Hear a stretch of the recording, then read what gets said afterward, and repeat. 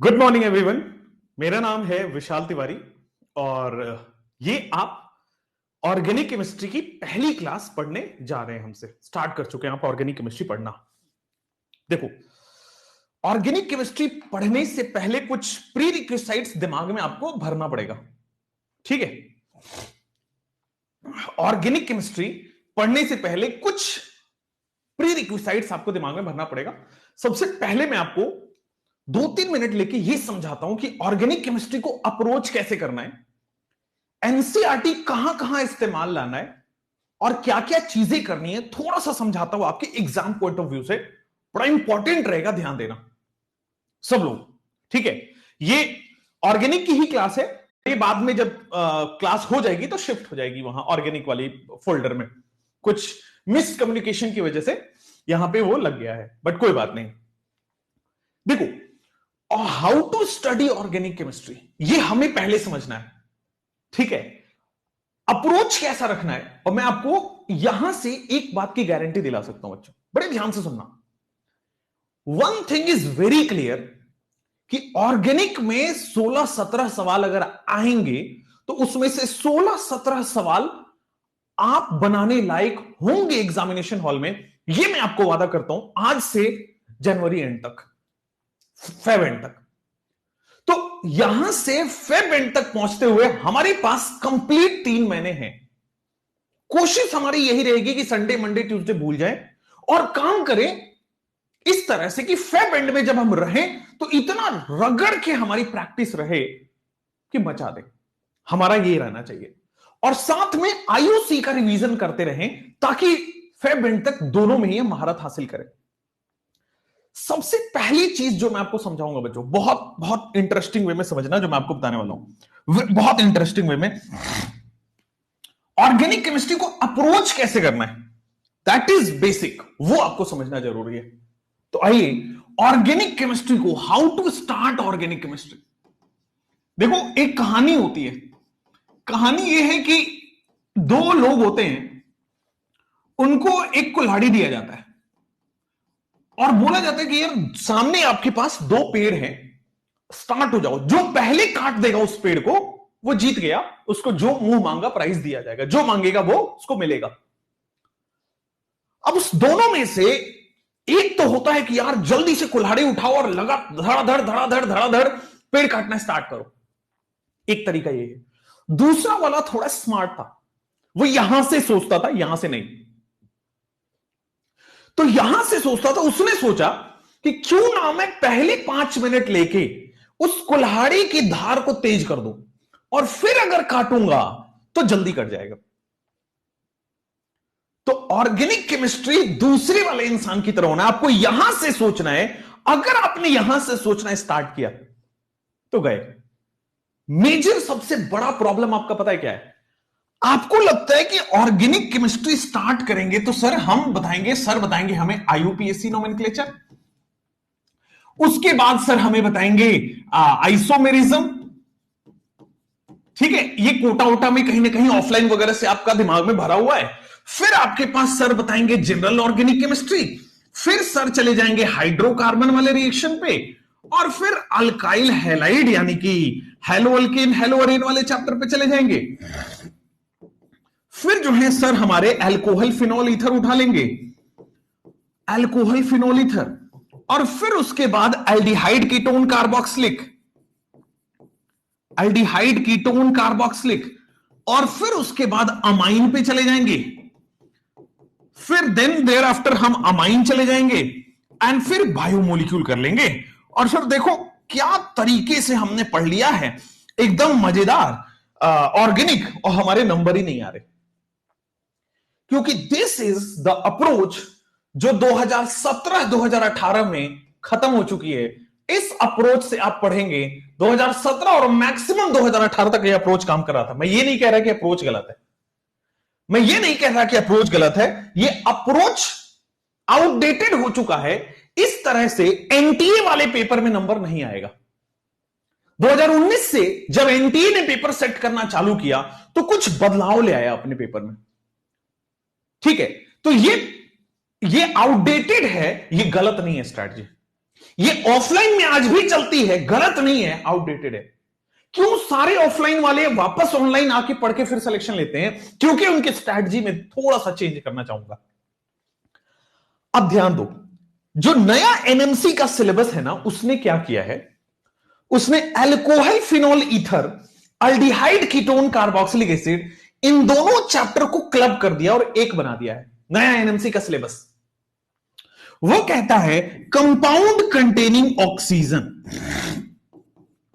वो कहता है कंपाउंड कंटेनिंग ऑक्सीजन। अब ऑक्सीजन वाला कंपाउंड अल्कोहल भी है, फिनॉल भी है, ईथर भी है, बिल्कुल सही लिख रहा है। अल्डिहाइड में भी ऑक्सीजन है, कीटोन में भी ऑक्सीजन है, कार्बोक्सिलिक में भी ऑक्सीजन है, यानी कि कंपाउंड कंटेनिंग ऑक्सीजन बोलता है इस चैप्टर को। जो अमाइन है उसमें नए सिलेबस में इसको लिखा गया है कंपाउंड्स कंटेनिंग नाइट्रोजन। आप कहोगे सर नाम चेंज करने से क्या फर्क पड़ेगा? एक सेकेंड देना, इसको कंप्लीट कर लो, फिर उसी टॉपिक पे जंप करता हूं। कंपाउंड कंटेनिंग नाइट्रोजन, ठीक है। ये जो अल्काइल हैलाइड है बेटे, इसको लिखा उसने कंपाउंड कंटेनिंग हैलोजन।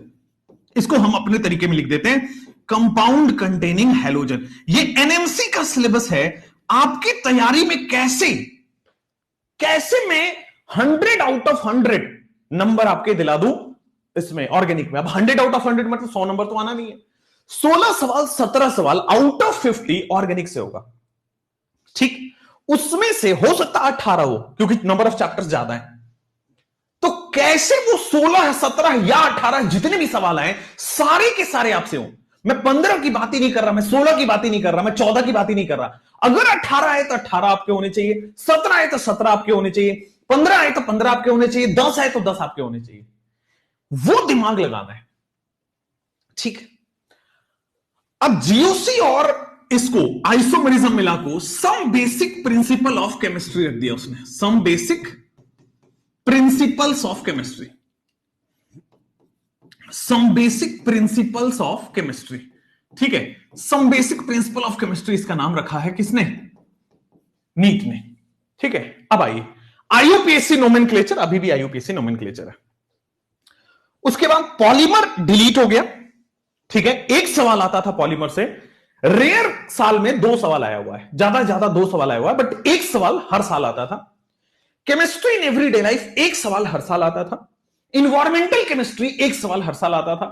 तो 3 सवाल अब डिलीट हो चुके हैं, यानी कि वो 3 सवाल अब इनसे बचेगा। अब एक चीज इसमें ऐड कर लीजिए जो आप नहीं पढ़ के जाते हो, और ये मैं आपको गारंटी भी दिला सकता हूं कि आप सही में नहीं पढ़ के जाते हो। एक चीज जो नए एनसीआरएनएमसी के हिसाब से कि सर यहां पे आएगा इसमें प्रैक्टिकल केमिस्ट्री। प्रैक्टिकल केमिस्ट्री इस बार ऐड हुआ है। ऐसा नहीं कि इसमें केवल इनऑर्गेनिक ही है, सॉल्ट एनालिसिस है। अगर आप एनएमसी खोलोगे तो उसमें ऑर्गेनिक के भी, एनएमसी का सिलेबस खोलोगे तो उसमें ऑर्गेनिक के भी कंपाउंड्स का टेस्ट लिखा गया है, ठीक है। एक और जो चैप्टर जो आप पढ़ के नहीं जाते हो वो है बच्चों प्यूरिफिकेशन ऑफ ऑर्गेनिक कंपाउंड्स, जिसमें आपके पास जिस चैप्टर के अंदर ही हम वो सब पढ़ा देते हैं, Kjeldahl method, Dumas method and so. उसके अलावा और सारे 4-5 मेथड्स हैं जो आपको यहां पढ़ने हैं, जो प्यूरिफिकेशन ऑफ ऑर्गेनिक कंपाउंड है। अब आपके एनएमसी के हिसाब से क्या चेंज है, जरा ध्यान से देखना। सर आईयूपीएससी प्रैक्टिकल प्यूरिफिकेशन, ये ठीक है, ये आपको पढ़ना है अकॉर्डिंग टू एनएमसी। ये दूसरा सिलेबस है, ये दूसरा चैप्टर है। प्यूरिफिकेशन को इसने तीसरा चैप्टर दे रखा है, चौथा चैप्टर हाइड्रोकार्बन को दे रखा है, 5वां चैप्टर बच्चों, चौथा चैप्टर हाइड्रोकार्बन है, 5वां चैप्टर उसने दे रखा है कंपाउंड कंटेनिंग हैलोजन। ध्यान समझना, 6ठा चैप्टर में यह निपटाया हुआ है, 7वां चैप्टर उसने अमाइन को लिखा हुआ है, 8वां चैप्टर बच्चे बायोमोलिक्यूल लिखा हुआ है, 9th chapter practical organic chemistry लिखा हुआ है। अब ध्यान देना, ये सिलेबस एनएमसी ने चेंज किया। इससे आपके जिंदगी में क्या बदलाव आएगा? इससे आपकी जिंदगी में इसलिए बदलाव आना जरूरी है क्योंकि यह सिलेबस जेईई मेंस का है। ये लिखने का स्टाइल, ये सब जेई मेंस का है।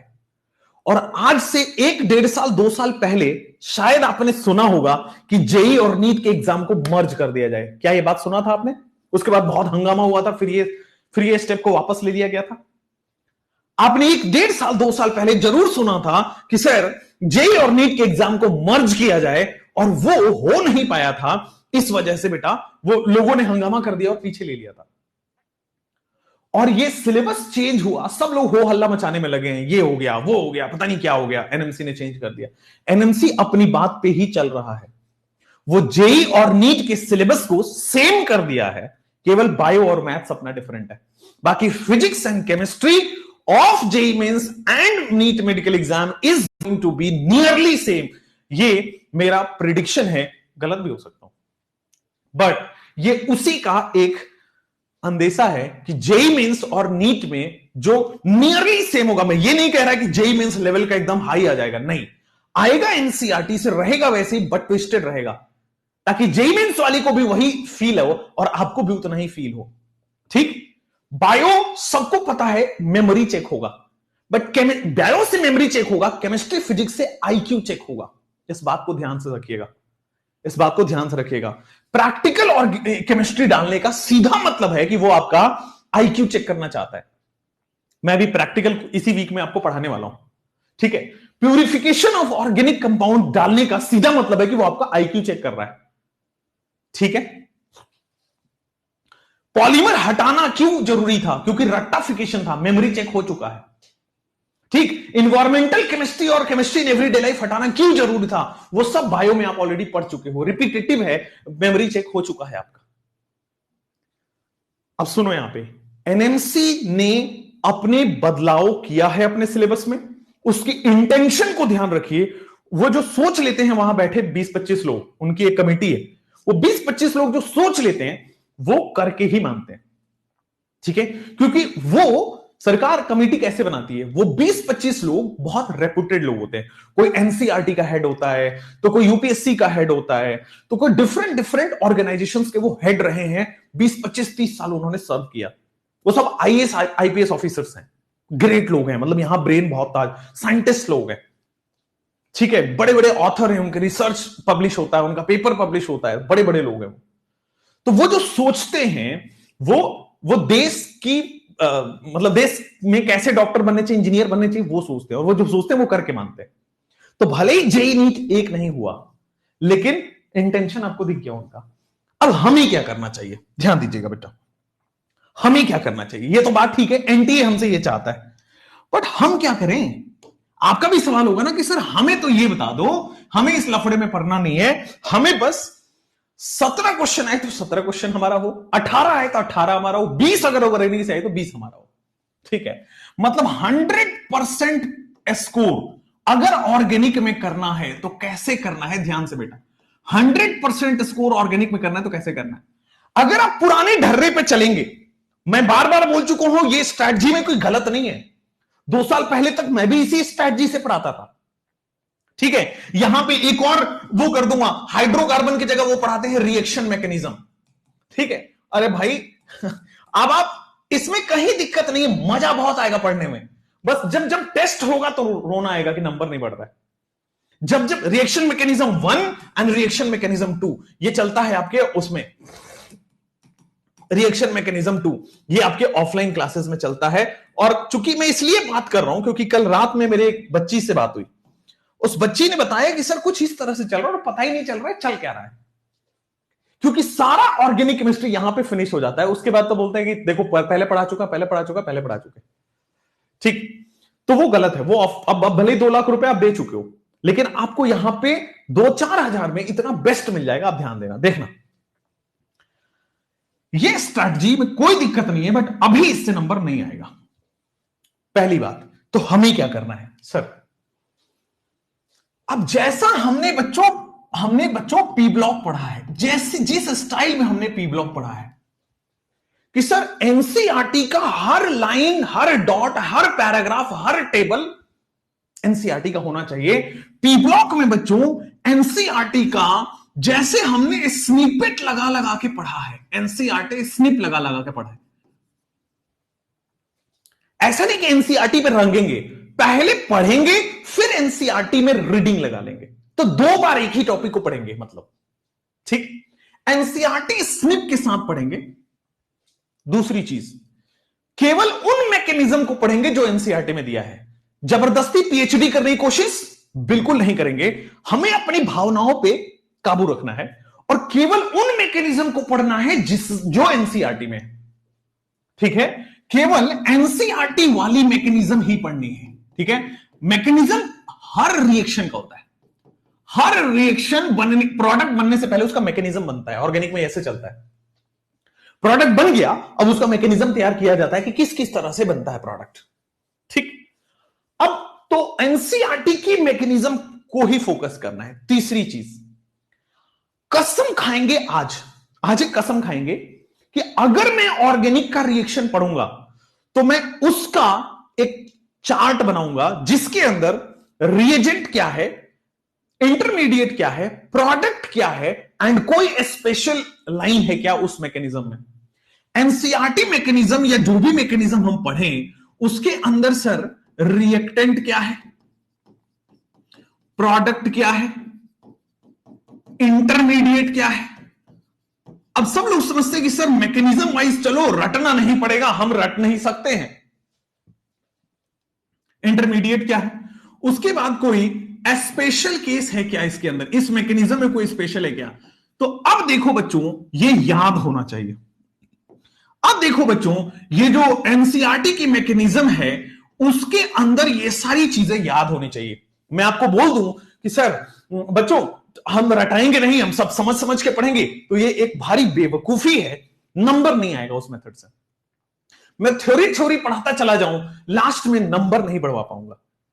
तो जब जब रिएक्शन पढ़ूंगा उसके नीचे एक टेबल बनाऊंगा, उसके अंदर रिएक्टेंट क्या था, प्रोडक्ट क्या था, इंटरमीडिएट क्या था, स्पेशल केस क्या है, और उस पे बेस्ड कम से कम 50-60 क्वेश्चंस करेंगे, तभी वो रिएक्शन ये सब याद हो पाएगा। और अगर ये याद नहीं है तो मान लीजिए आपके ऑर्गेनिक में नंबर नहीं बढ़ेगा।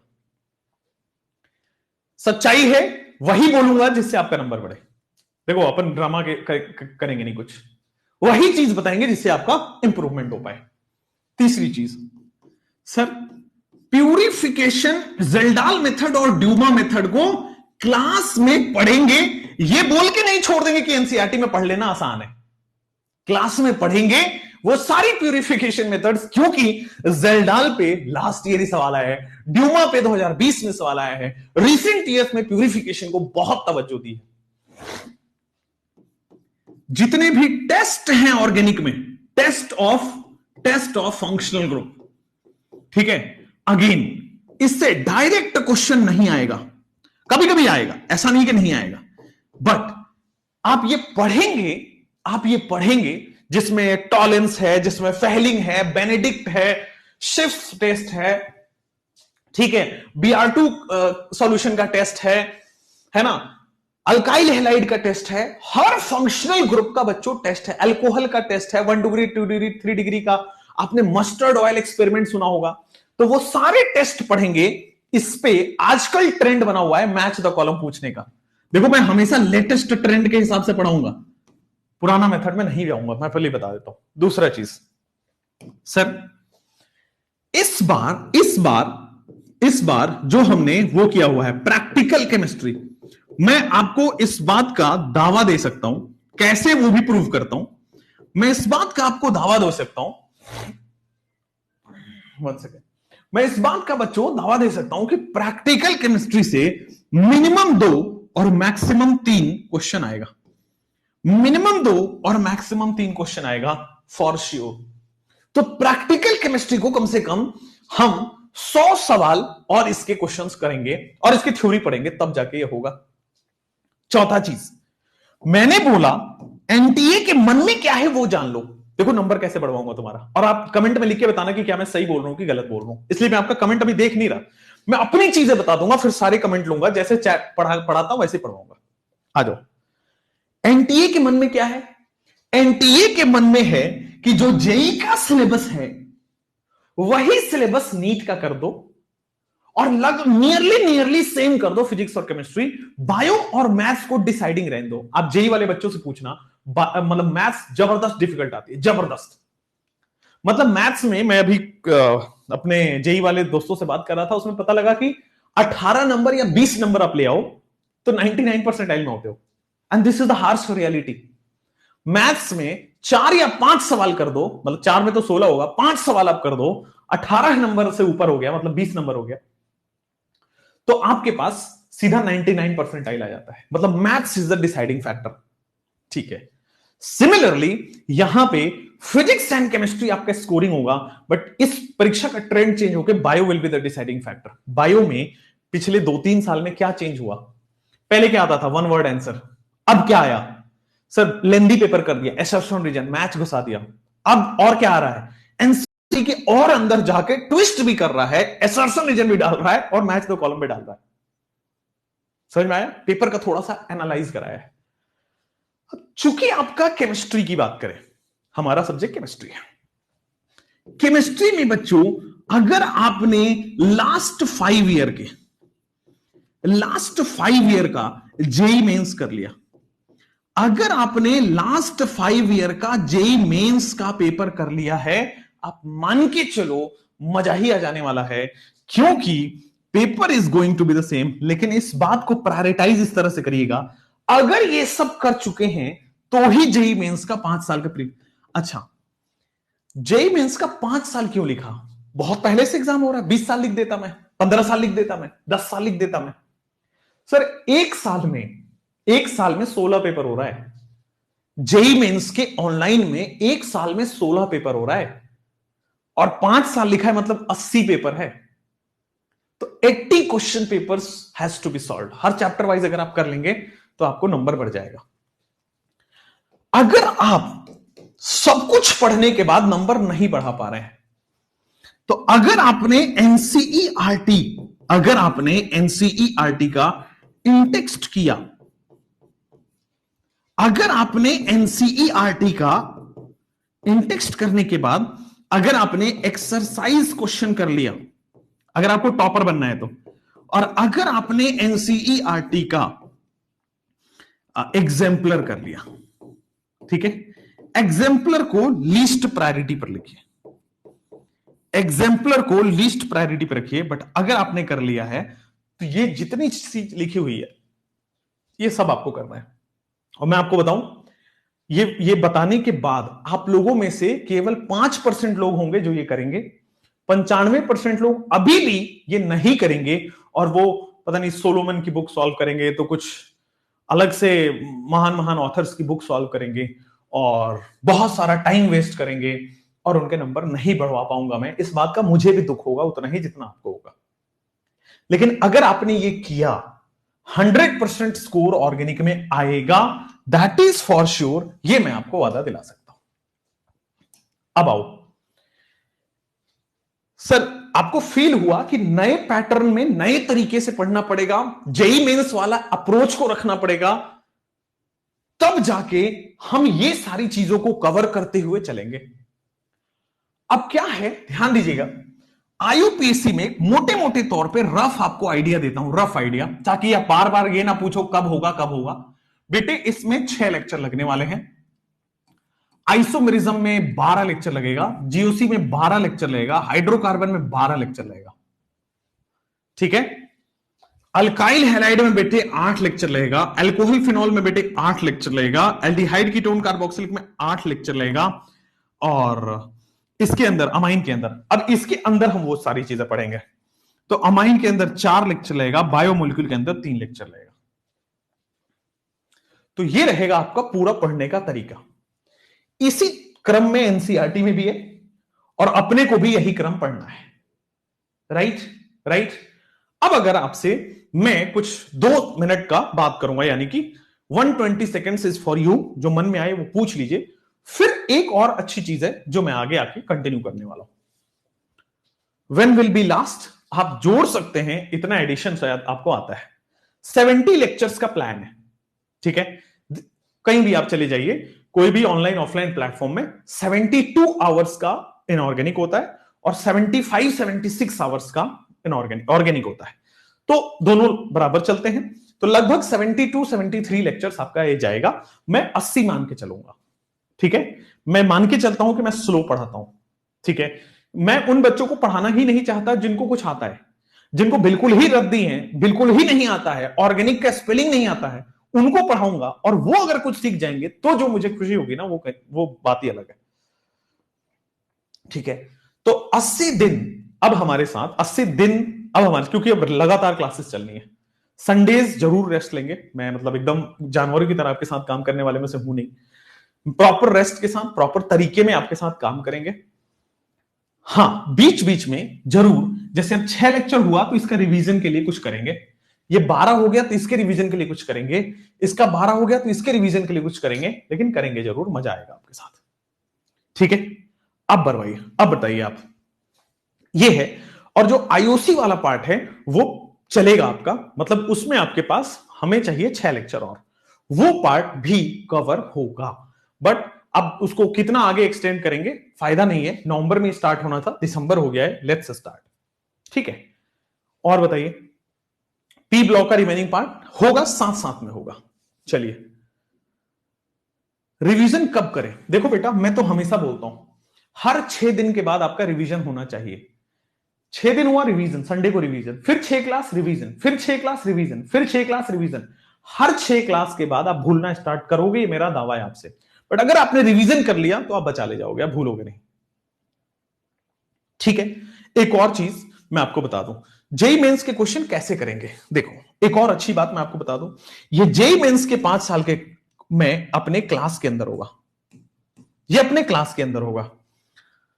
टेस्ट ऑफ फंक्शनल ग्रुप ये क्लास के अंदर होगा, प्यूरिफिकेशन क्लास के अंदर होगा, एनसीईआरटी के मैकेनिज्म क्लास के अंदर होगा, एनसीईआरटी स्निप क्लास के अंदर होगा, एक और इनटेक्स्ट होगा, इनटेक्स्ट क्लास के अंदर होगा। ये दोनों क्लास के अंदर नहीं होगा, ये दोनों में आपको हाथ पांव चलाना पड़ेगा। अगर मैं सब कुछ ही क्लास के अंदर चला गया तो 100 लेक्चर चला जाएगा, ठीक है। बट इतना तो मैं मिनिमम कराता हूं, तो ये मैं कराऊंगा, ठीक है बच्चों। चलिए, अब बताइए, ये मैच अभी आपको मिलेगा, क्लास के अंदर मिलेगा, टेंशन मत लो। और बताइए, डन। अब इससे पहले मैं आपको बोला था ना एक कहानी कि 2 लोग थे और 2 बड़े बड़े मोटे मोटे पेड़ थे।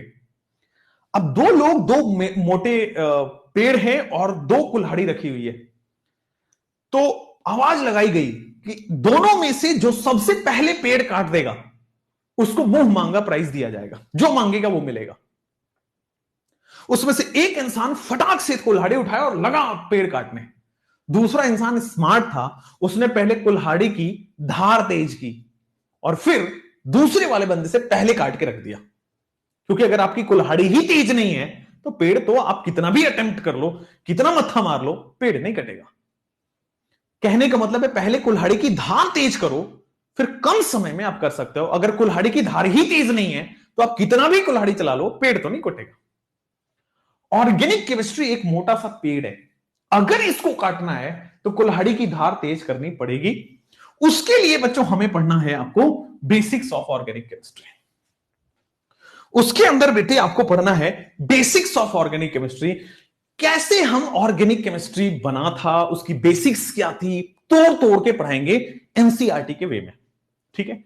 सम बेसिक प्रिंसिपल्स ऑफ केमिस्ट्री में ये चीजें दी हुई है, जो हम बेसिक्स में पढ़ेंगे ना वो दिया हुआ है एनसीईआरटी में सम बेसिक प्रिंसिपल्स के अंदर, पहले 2-3 पेजेस में, ठीक। बेसिक्स ऑफ ऑर्गेनिक केमिस्ट्री में स्टार्ट कर रहे हैं। सब लोगों का चैट में एकदम धीरे हो जाना चाहिए, आपका जो है बिल्कुल स्लो हो जाइए, मन लगा के पढ़िएगा, कंसंट्रेशन बहुत जरूरी है। एक नया जोश, एक नई एनर्जी है। Let's start some basic principles of chemistry. आ जाओ। तो sir some basic principles of chemistry के अंदर बेसिक्स ऑफ ऑर्गेनिक केमिस्ट्री हम स्टार्ट करने जा रहे हैं। देखो, बहुत पुराने जमाने में जितने भी केमिकल सब्सटेंस हुए उनको 2 पार्ट में डिवाइड किया गया। पुराने जमाने में जितने भी केमिकल सब्सटेंस हुए उसको 2 पार्ट में डिवाइड किया गया। एक को बोला गया ऑर्गेनिक सब्सटेंस और दूसरे को बोला गया इनऑर्गेनिक सब्सटेंस। एक को बोला गया बच्चों ऑर्गेनिक सब्सटेंस और दूसरे को बोला गया इनऑर्गेनिक सब्सटेंस। ऑर्गेनिक सब्सटेंस और दूसरे को बोला गया इनऑर्गेनिक सब्सटेंस। अच्छा, पहले के जमाने में दो तरह से केमिकल सब्सटेंस को डिवाइड कर दिया गया है, ऑर्गेनिक सब्सटेंस और इनऑर्गेनिक सब्सटेंस। ठीक है सर, ऑर्गेनिक सब्सटेंस और इनऑर्गेनिक सब्सटेंस। ऑर्गेनिक सब्सटेंस उन चीजों को बोला गया, वो सारी चीजें जो लिविंग ऑर्गेनिज्म से मिल रही थी, नेचर से मिल रहा था, पेड़ पौधों से मिल रहा था, इंसानों से, वो सारी चीजें जो लिविंग ऑर्गेनिज्म, सजीव वस्तुओं से जो मिल रही थी, वो सारे के सारे ऑर्गेनिक सब्सटेंस में आ गए। ऑर्गेनिक सब्सटेंस मतलब obtained from living organism. Organic substance का मतलब वो सारी चीजें जो लिविंग ऑर्गेनिज्म से ऑब्टेन हो रही थी, obtained from living organism. Inorganic substance में कौन सी है? तो वो वाली सब्सटेंस जो from non living organism.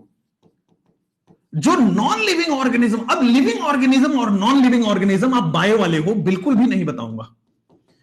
Living world के अंदर ये आपका डेफिनेशन होता है, ठीक है। चलिए, तो जो लिविंग ऑर्गेनिज्म से मिलता था उसको ऑर्गेनिक सब्सटेंस बोल दिया, और जो नॉन लिविंग ऑर्गेनिज्म से मिलता था, जैसे प्लास्टिक हो गया, डीजल, पेट्रोल, कार्बन, ये जितने भी चीज है जो नॉन लिविंग ऑर्गेनिज्म से मिल रहा है, नॉन लिविंग ऑर्गेनिज्म बोल सकते हैं कि नहीं बोल सकते? बोल सकते हैं, नॉन लिविंग ऑर्गेनिजम्स भी बोलते हैं बायो, प्लीज मार्केट। चलिए, अब आते हैं, अब लिविंग को ऑर्गेनिज्म बोलते हैं, नॉन लिविंग को ऑर्गेनिज्म बोलेंगे कि नहीं बोलेंगे?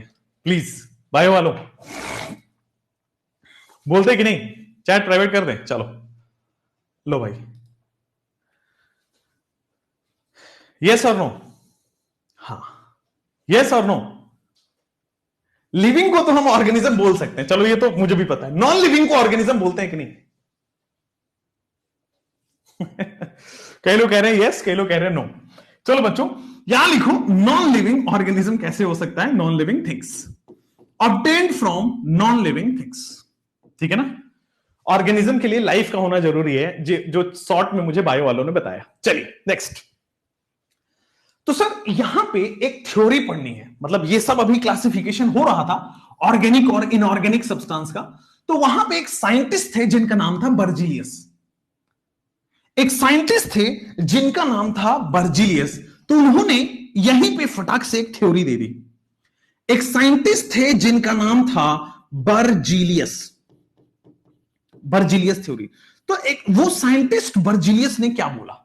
आइए, बर्जीलियस ने बोला कि अगर ऑर्गेनिक सब्सटेंस है, ये इनऑर्गेनिक केमिस्ट्री में हम पढ़ चुके, अब हमारा फोकस यहां है, अगर कोई ऑर्गेनिक सब्सटेंस है तो उसको लेबोरेटरी में नहीं बना सकते, या इंसान उसको नहीं बना सकता। Organic substance can not be man made and can not be prepared in laboratory. Berzelius जो ज्योतिष जैसे बात कर रहे हैं, बाबाओं टाइप बात कर रहे हैं, ये कह रहे हैं कि अगर ऑर्गेनिक केमिस्ट्री, अगर ऑर्गेनिक सब्सटेंस को होना है तो इसमें एक वाइटल फोर्स की जरूरत पड़ेगी, एक मिस्ट्रियस फोर्स की जरूरत पड़ेगी, एक चमत्कारिक ताकत लगेगा, तब जाके ऑर्गेनिक कंपाउंड एग्जिस्ट करेगा।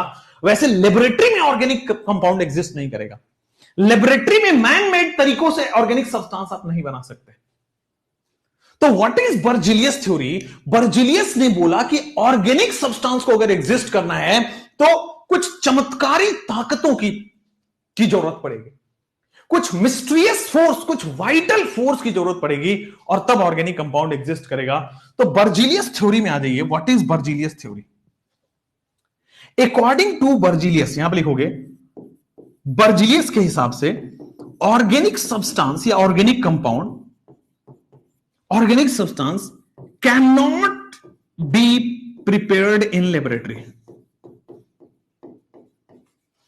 भाई लेबोरेटरी में ऑर्गेनिक सब्सटेंस नहीं बना सकते, can not be prepared in laboratory slash can not be man made. भाई इंसान उसको नहीं बना सकते, can not be prepared in laboratory, can not be man made. इंसानी ताकतों से ऑर्गेनिक कंपाउंड हम नहीं बना सकते, कुछ जादुई शक्ति की जरूरत पड़ेगी।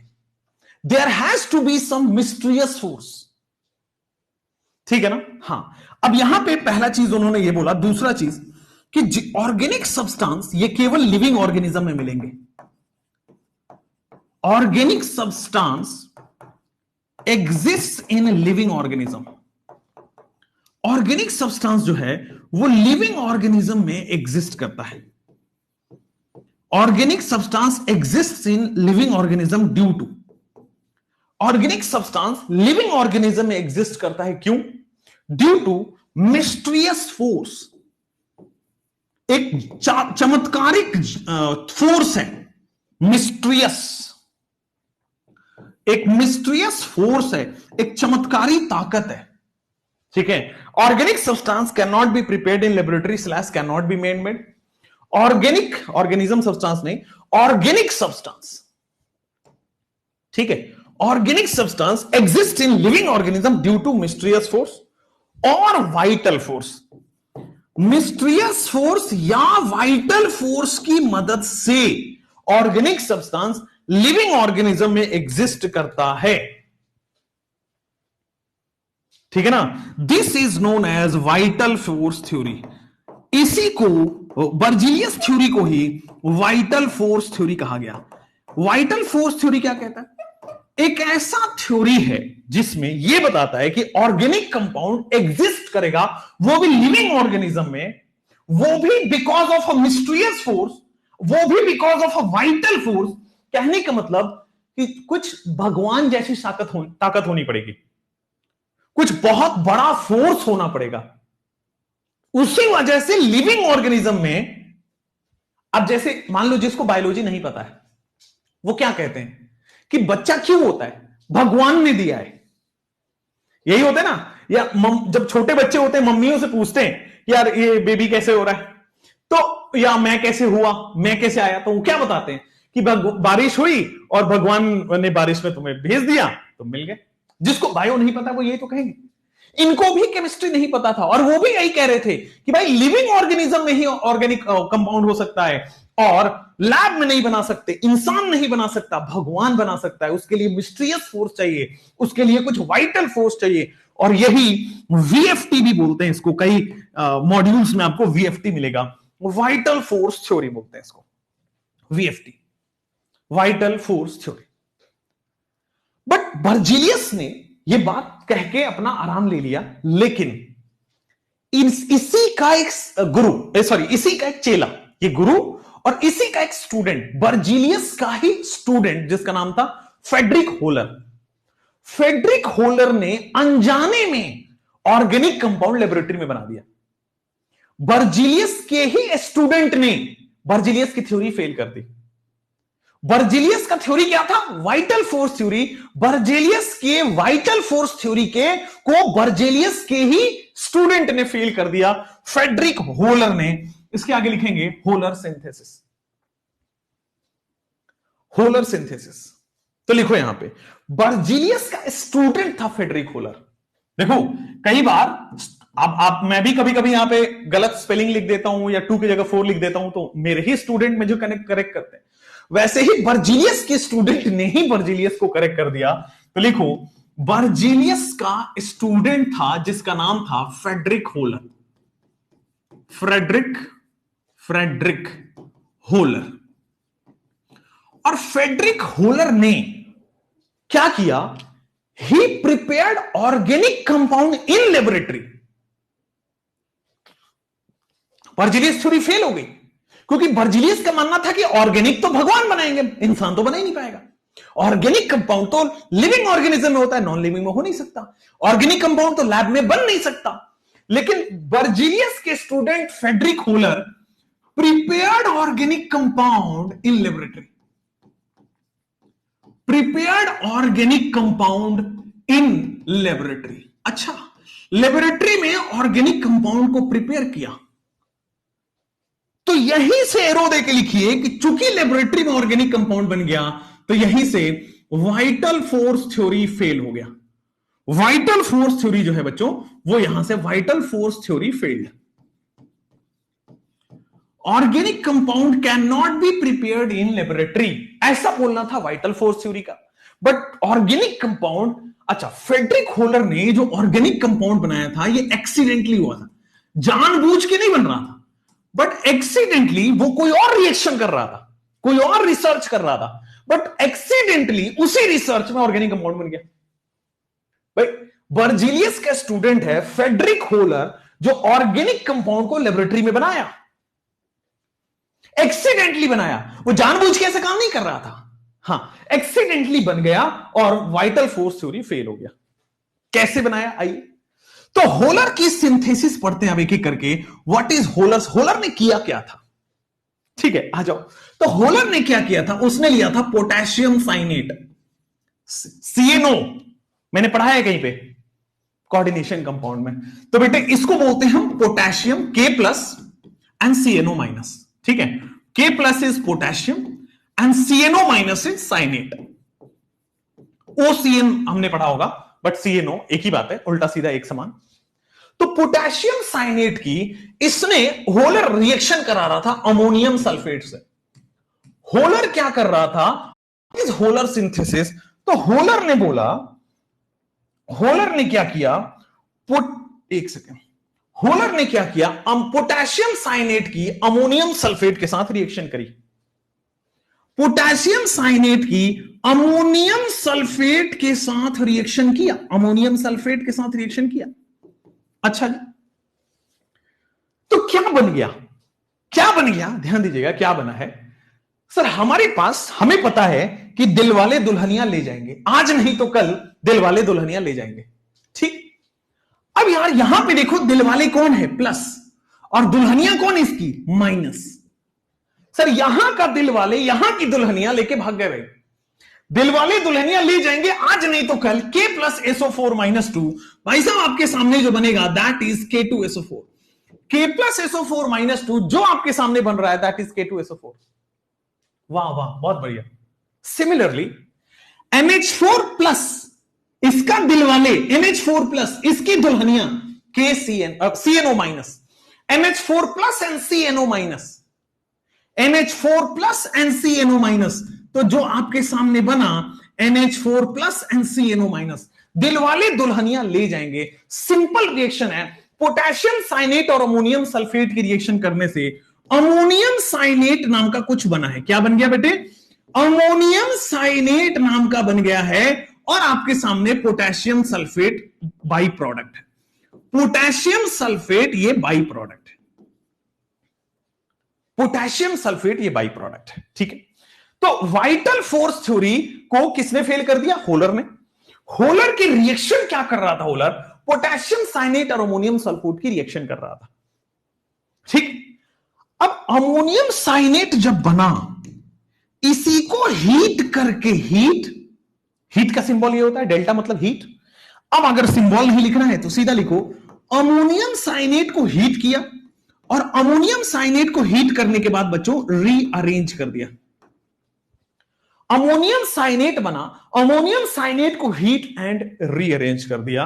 तो रीअरेंज करने के बाद आपके पास बनता है NH2CONH2। कैसे बनता है आ रहा हूं, पहले सिंथेसिस लिखवा रहा हूं किसने किया क्या था। अब ये कैसे कैसे हुआ था स्टेप बाय स्टेप समझाऊंगा, और आपके सामने बेटे यूरिया बनके तैयार हो गया। भाई वो कुछ और रिएक्शन कर रहा था, बट एक्सीडेंटली अमोनियम साइनेट बना और उसको हीट और रीअरेंज करने पे यूरिया बन गया। और यूरिया एक ऑर्गेनिक कंपाउंड है, और यूरिया जो है बच्चों ये एक ऑर्गेनिक कंपाउंड है। तो ऑर्गेनिक कंपाउंड पहली बार लेबोरेटरी में रिएक्शन करने से मिल गया है। ध्यान दीजिए, होलर सिंथेसिस क्या था, होलर सिंथेसिस में पोटेशियम साइनेट की अमोनियम सल्फेट से रिएक्शन हुई, अमोनियम साइनेट बना, उसको हीट एंड रीअरेंज करने पे ऑर्गेनिक कंपाउंड बन रहा था। पहली बार फेडरिक होलर ने यूरिया नाम का ऑर्गेनिक कंपाउंड लेबोरेटरी में बना दिया, जिसकी वजह से वाइटल फोर्स थ्योरी फेल हो गया। बोलो चमका। इस तरह से स्टेप बाय स्टेप याद होना चाहिए यार ऑर्गेनिक को। टेंशन आ लीजिए, सारा कराऊंगा ऐसे ही, ठीक है। हम ऑर्गेनिक को जेई अप्रोच में पढ़ेंगे, बट विथ लिटिल थ्योरी, तब मजा आएगा। अभी तक हमने क्या पढ़ा है, organic substance, inorganic substance. Organic living से मिलेगा, बर्जीलियस ने बोला लिविंग ऑर्गेनिज्म से ही ऑर्गेनिक मिल सकता है, लैब में नहीं बन सकता, मैन मेड नहीं हो सकता। वाइटल फोर्स थ्योरी चाहिए, मिस्टीरियस फोर्स चाहिए, उसी को कहते थे वाइटल फोर्स थ्योरी। बट उसी के स्टूडेंट ने फेल कर दिया, पोटेशियम साइनेट और अमोनियम सल्फेट लेके, और इन दोनों से अमोनियम साइनेट बनेगा, उसको हीट एंड रीअरेंज करा था, ये बना। अब हमारे पास पूरा फोकस है यार ये तो हमें पता है, आयन एक्सचेंज रिएक्शन तो हमें पता है भाई, यहां तक तो कोई दिक्कत नहीं है ना। इसका प्लस इसके माइनस के साथ और इसका प्लस इसके माइनस के साथ, NH4 प्लस होता है इसके माइनस के साथ, ये वाला रिएक्शन में कोई दिक्कत नहीं है। बस हमें ये नहीं पता चल रहा होगा कि अमोनियम साइनेट से भाई हीट और रीअरेंज करने से ये कैसे बनता है। हमें बस ये समझाना है कि होलर सिंथेसिस में ये वाला पोर्शन कैसे हुआ। तो लेट्स अंडरस्टैंड कि एक इन होलर सिंथेसिस ये कैसे हुआ है, मैकेनिज्म समझते हैं। इन होलर सिंथेसिस हम इसकी मैकेनिज्म समझते हैं ध्यान से। आइए, मैकेनिज्म ऑफ होलर सिंथेसिस बड़े प्यार से समझिएगा, और इतना प्यारा है ना, इतना प्यारा है कि अभी अभी याद हो जाएगा। आ जाओ, होलर सिंथेसिस, WHOLAR, होलर, और फिर बेटा आपके पास आएगा सिंथेसिस। ठीक है, अब इससे डायरेक्ट सवाल कहीं नहीं आएगा, बट हां एसर्शन रीजन स्टेटमेंट में घुसा देगा, क्योंकि बेसिक कॉन्सेप्ट ऑफ एनसीईआरटी में दिया हुआ ये बात। चलो, अब होलर सिंथेसिस में ध्यान देना, ये है अमोनियम साइनेट, क्या है, NH4CnO, यानी कि this is nothing but this is ammonium cyanate. ये क्या है सर आपके पास, अमोनियम साइनेट है बच्चों, NH4 plus and CnO minus. हम होलर ने क्या किया था कि इसी रिएक्शन को हीट और रीअरेंज कर दिया था, इसी कंपाउंड को हीट एंड रीअरेंज किया, इसी कंपाउंड को हीट किया और रीअरेंज किया, तो आपके सामने क्या बन जाएगा, दैट इज यूरिया बन जाएगा, NH2CO NH2। और यही मैन मेड बन गया ऑर्गेनिक कंपाउंड। लेबोरेटरी में पहली बार ऑर्गेनिक कंपाउंड यही बन गया। कैसे, आइए समझते हैं।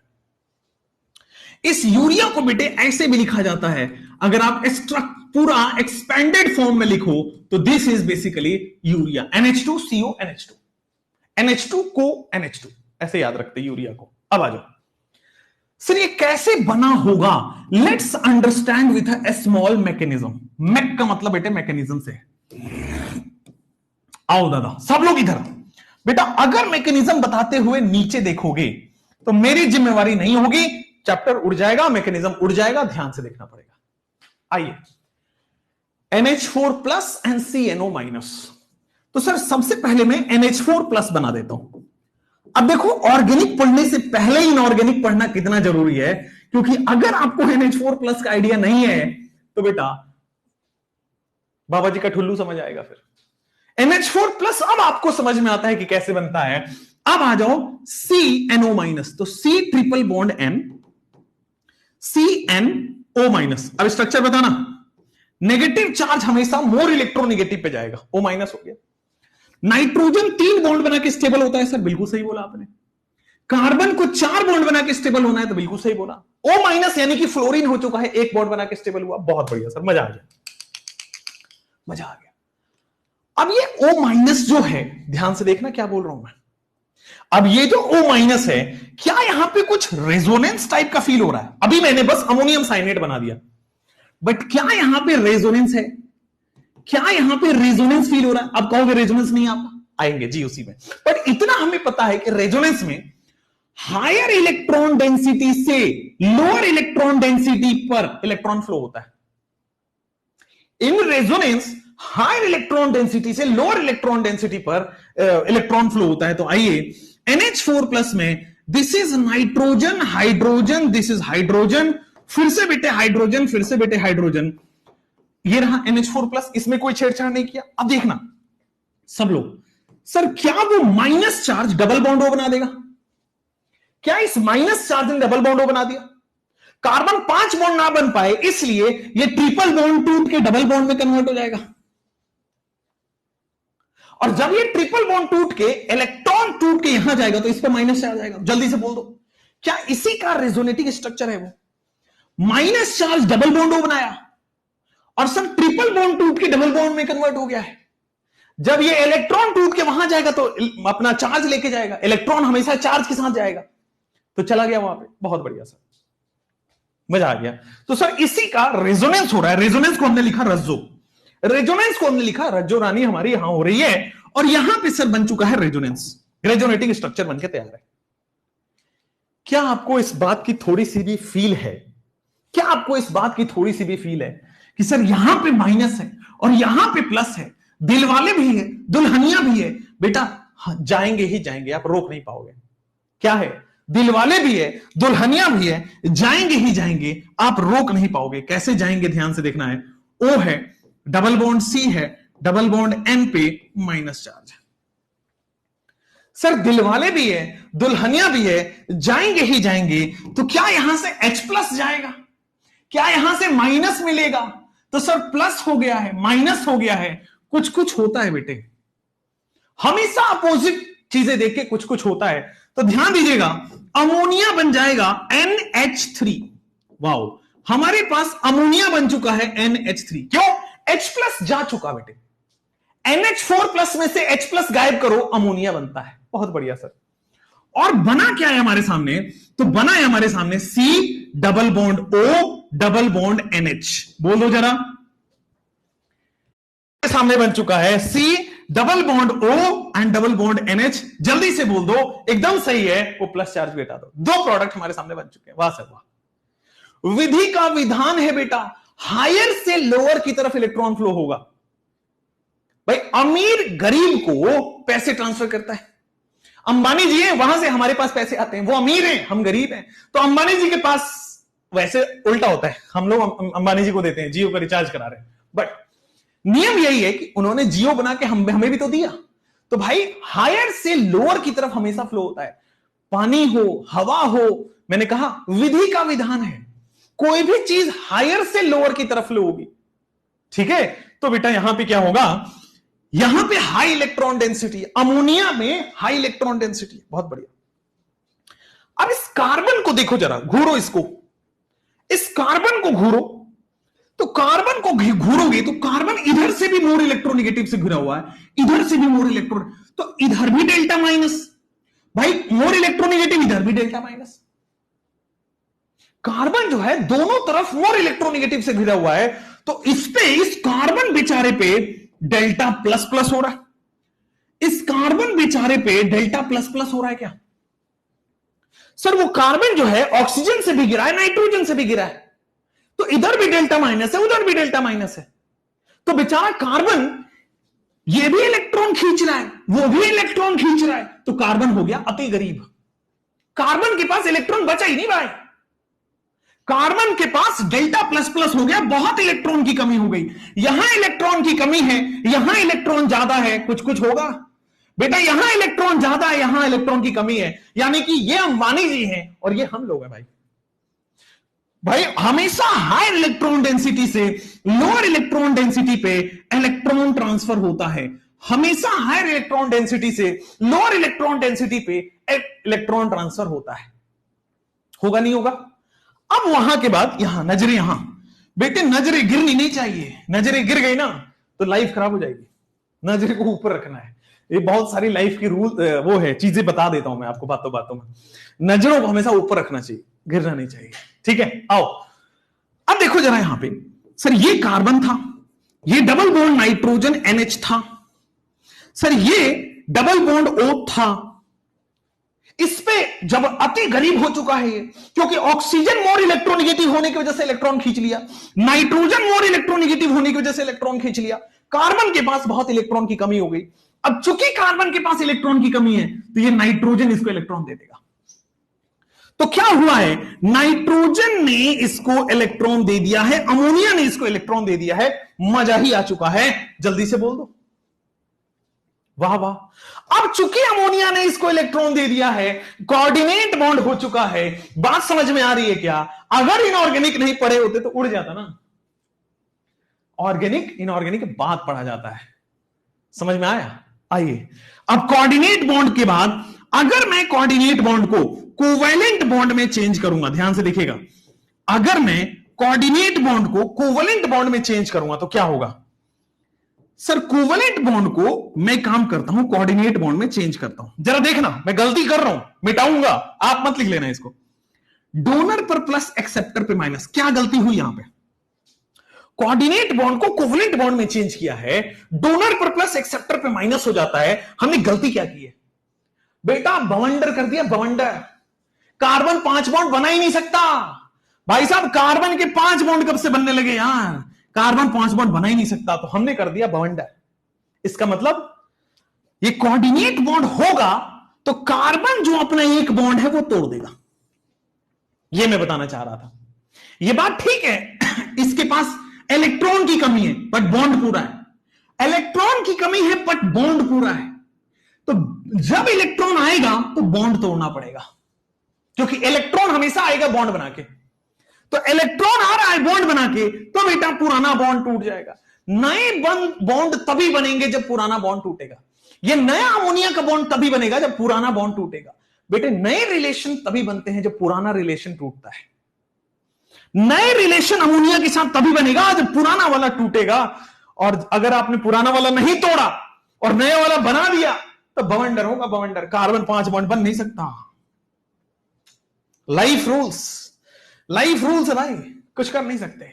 अब देखो, तो सर अमोनिया ने नया बॉन्ड बनाया, कार्बन ने पुराना बॉन्ड तोड़ दिया है, तो कार्बन पे हो गया है बेटे डबल बॉन्ड। ओहो सर, इसने डबल बॉन्ड तोड़ दिया है और यहां पे माइनस चार्ज आ गया है। यहां पे डोनर पे देखिएगा जरा, सबसे पहले इसने डोनर ये वाला बॉन्ड तोड़ के ये वाला बॉन्ड तोड़ दिया। ठीक है सर, ये वाला बॉन्ड तोड़ दिया। अच्छा, अमोनिया डोनर एटम पे प्लस एक्सेप्टर एटम पे माइनस आएगा क्या? डोनर पर प्लस एक्सेप्टर पे माइनस आएगा क्या? बिल्कुल, डोनर पर प्लस एक्सेप्टर पे माइनस आएगा। कोऑर्डिनेट बॉन्ड कोवलेंट बॉन्ड में चेंज किया। एक और चीज ध्यान देना सर, जब ये बॉन्ड टूटेगा तो सर यहां माइनस और यहां प्लस आएगा। क्या बोला मैंने? जब ये बॉन्ड टूटेगा तो यहां माइनस और यहां प्लस, सॉरी यहां माइनस और यहां प्लस। कभी भी बॉन्ड टूटेगा, मोर इलेक्ट्रोनिगेटिव पे माइनस और लेस इलेक्ट्रोनिगेटिव पे प्लस हो जाएगा। तो दो तरह से चार्ज डेवलप हो रहा है। पहला चार्ज इस बॉन्ड टूटने की वजह से हो रहा है।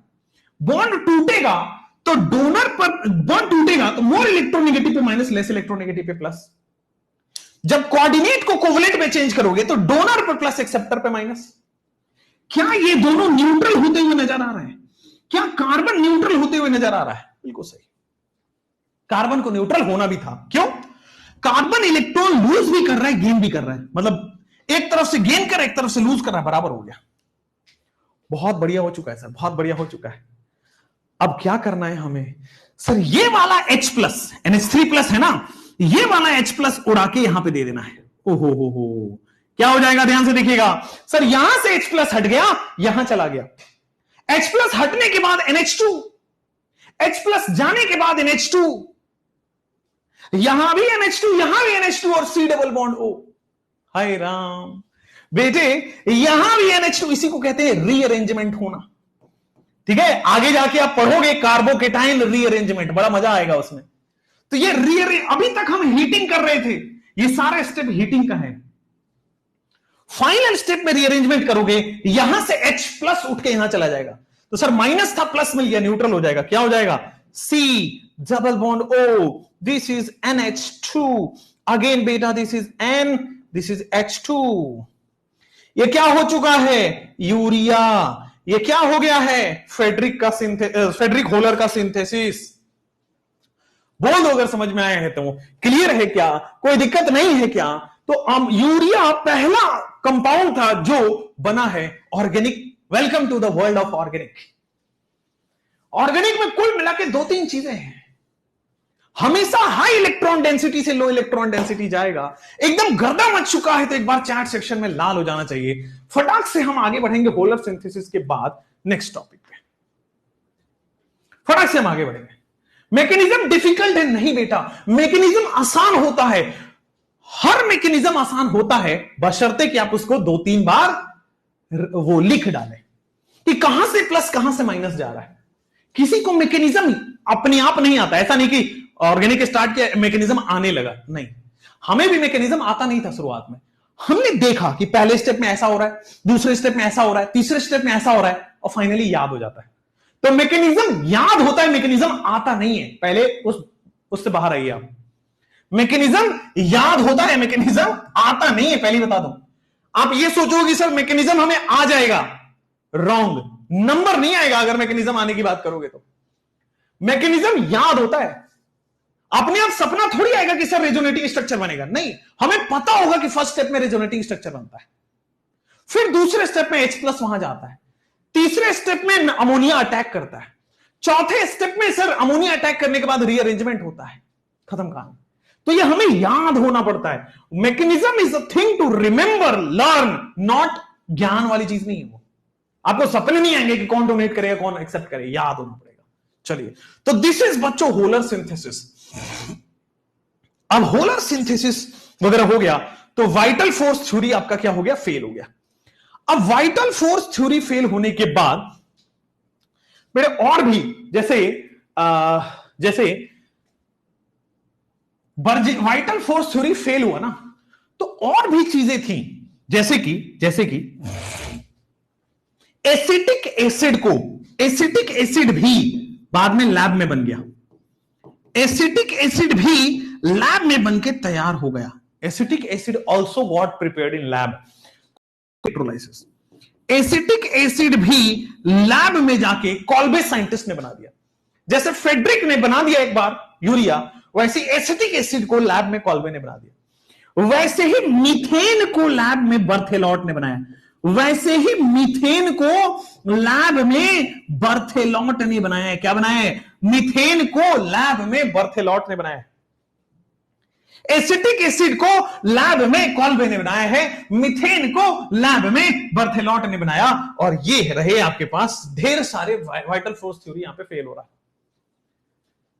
ठीक है, यहां पे VFT फेल हो गया बेटा। ठीक है, केमिस्ट्री में VBT था, यहां VFT है। इनऑर्गेनिक केमिस्ट्री में VBT था, ऑर्गेनिक केमिस्ट्री में VFT है। तो VFT फेल हुआ होलर सिंथेसिस की वजह से।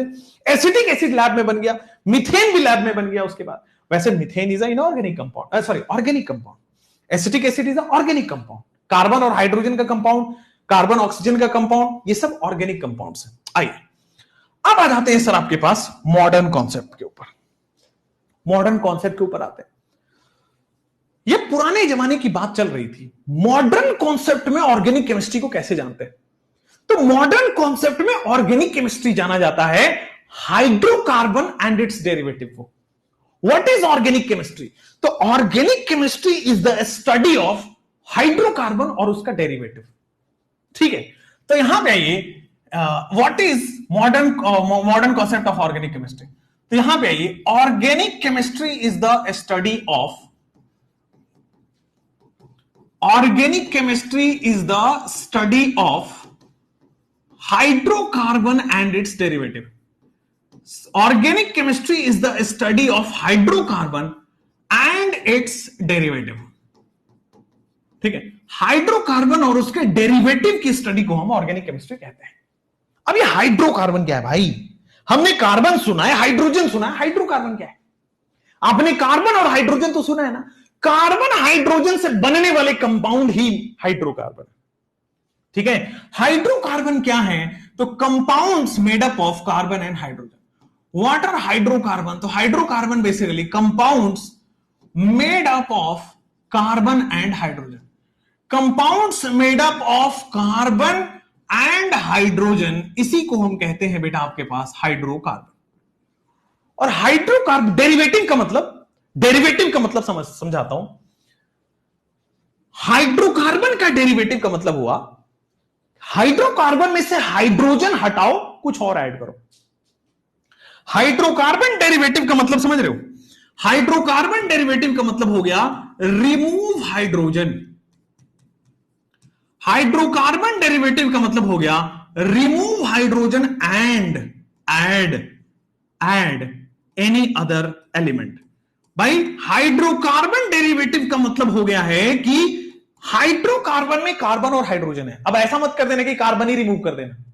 हाइड्रोकार्बन डेरिवेटिव का मतलब है हाइड्रोजन हटेगा और फिर उसकी जगह पे कुछ लगेगा। हाइड्रोजन हटके OH लग जाएगा, अल्कोहल बन जाएगा।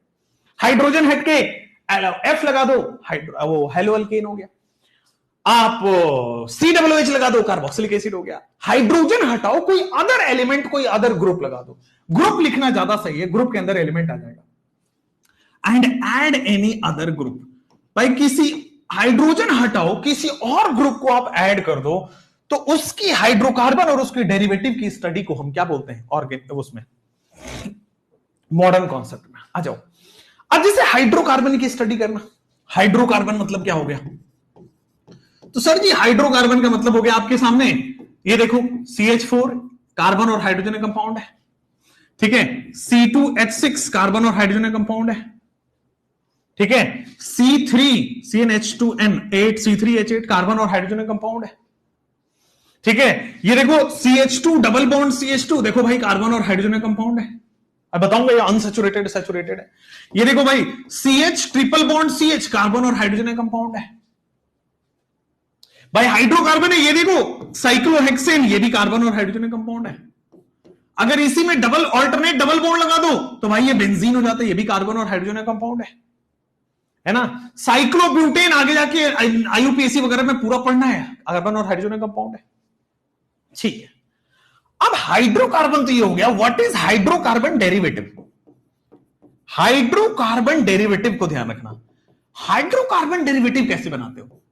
तो सर हाइड्रोकार्बन में हाइड्रोजन हटाओ और कुछ और डाल दो, कोई ग्रुप डाल दो। तो हाइड्रोजन हटाओ कोई और ग्रुप डालो, हाइड्रोजन हटाओ कोई और ग्रुप डालो, हाइड्रोजन हटाओ कोई और ग्रुप डालो, हाइड्रोजन हटाओ कोई और ग्रुप डालो, ठीक है। ये सब क्या हो गए? हाइड्रोकार्बन के डेरिवेटिव, ठीक है। हाइड्रोजन हटाओ और कोई और ग्रुप डालो, जैसे यहां पे आ जाओ आपके सामने, यहां पे हर कार्बन पे दो हाइड्रोजन है, कोई और हटाओ, साइक्लोहेक्सेनॉल, साइक्लोहेक्सेन है, एक अल्कोहल, एक हाइड्रोजन हटा के वो डाल दिया।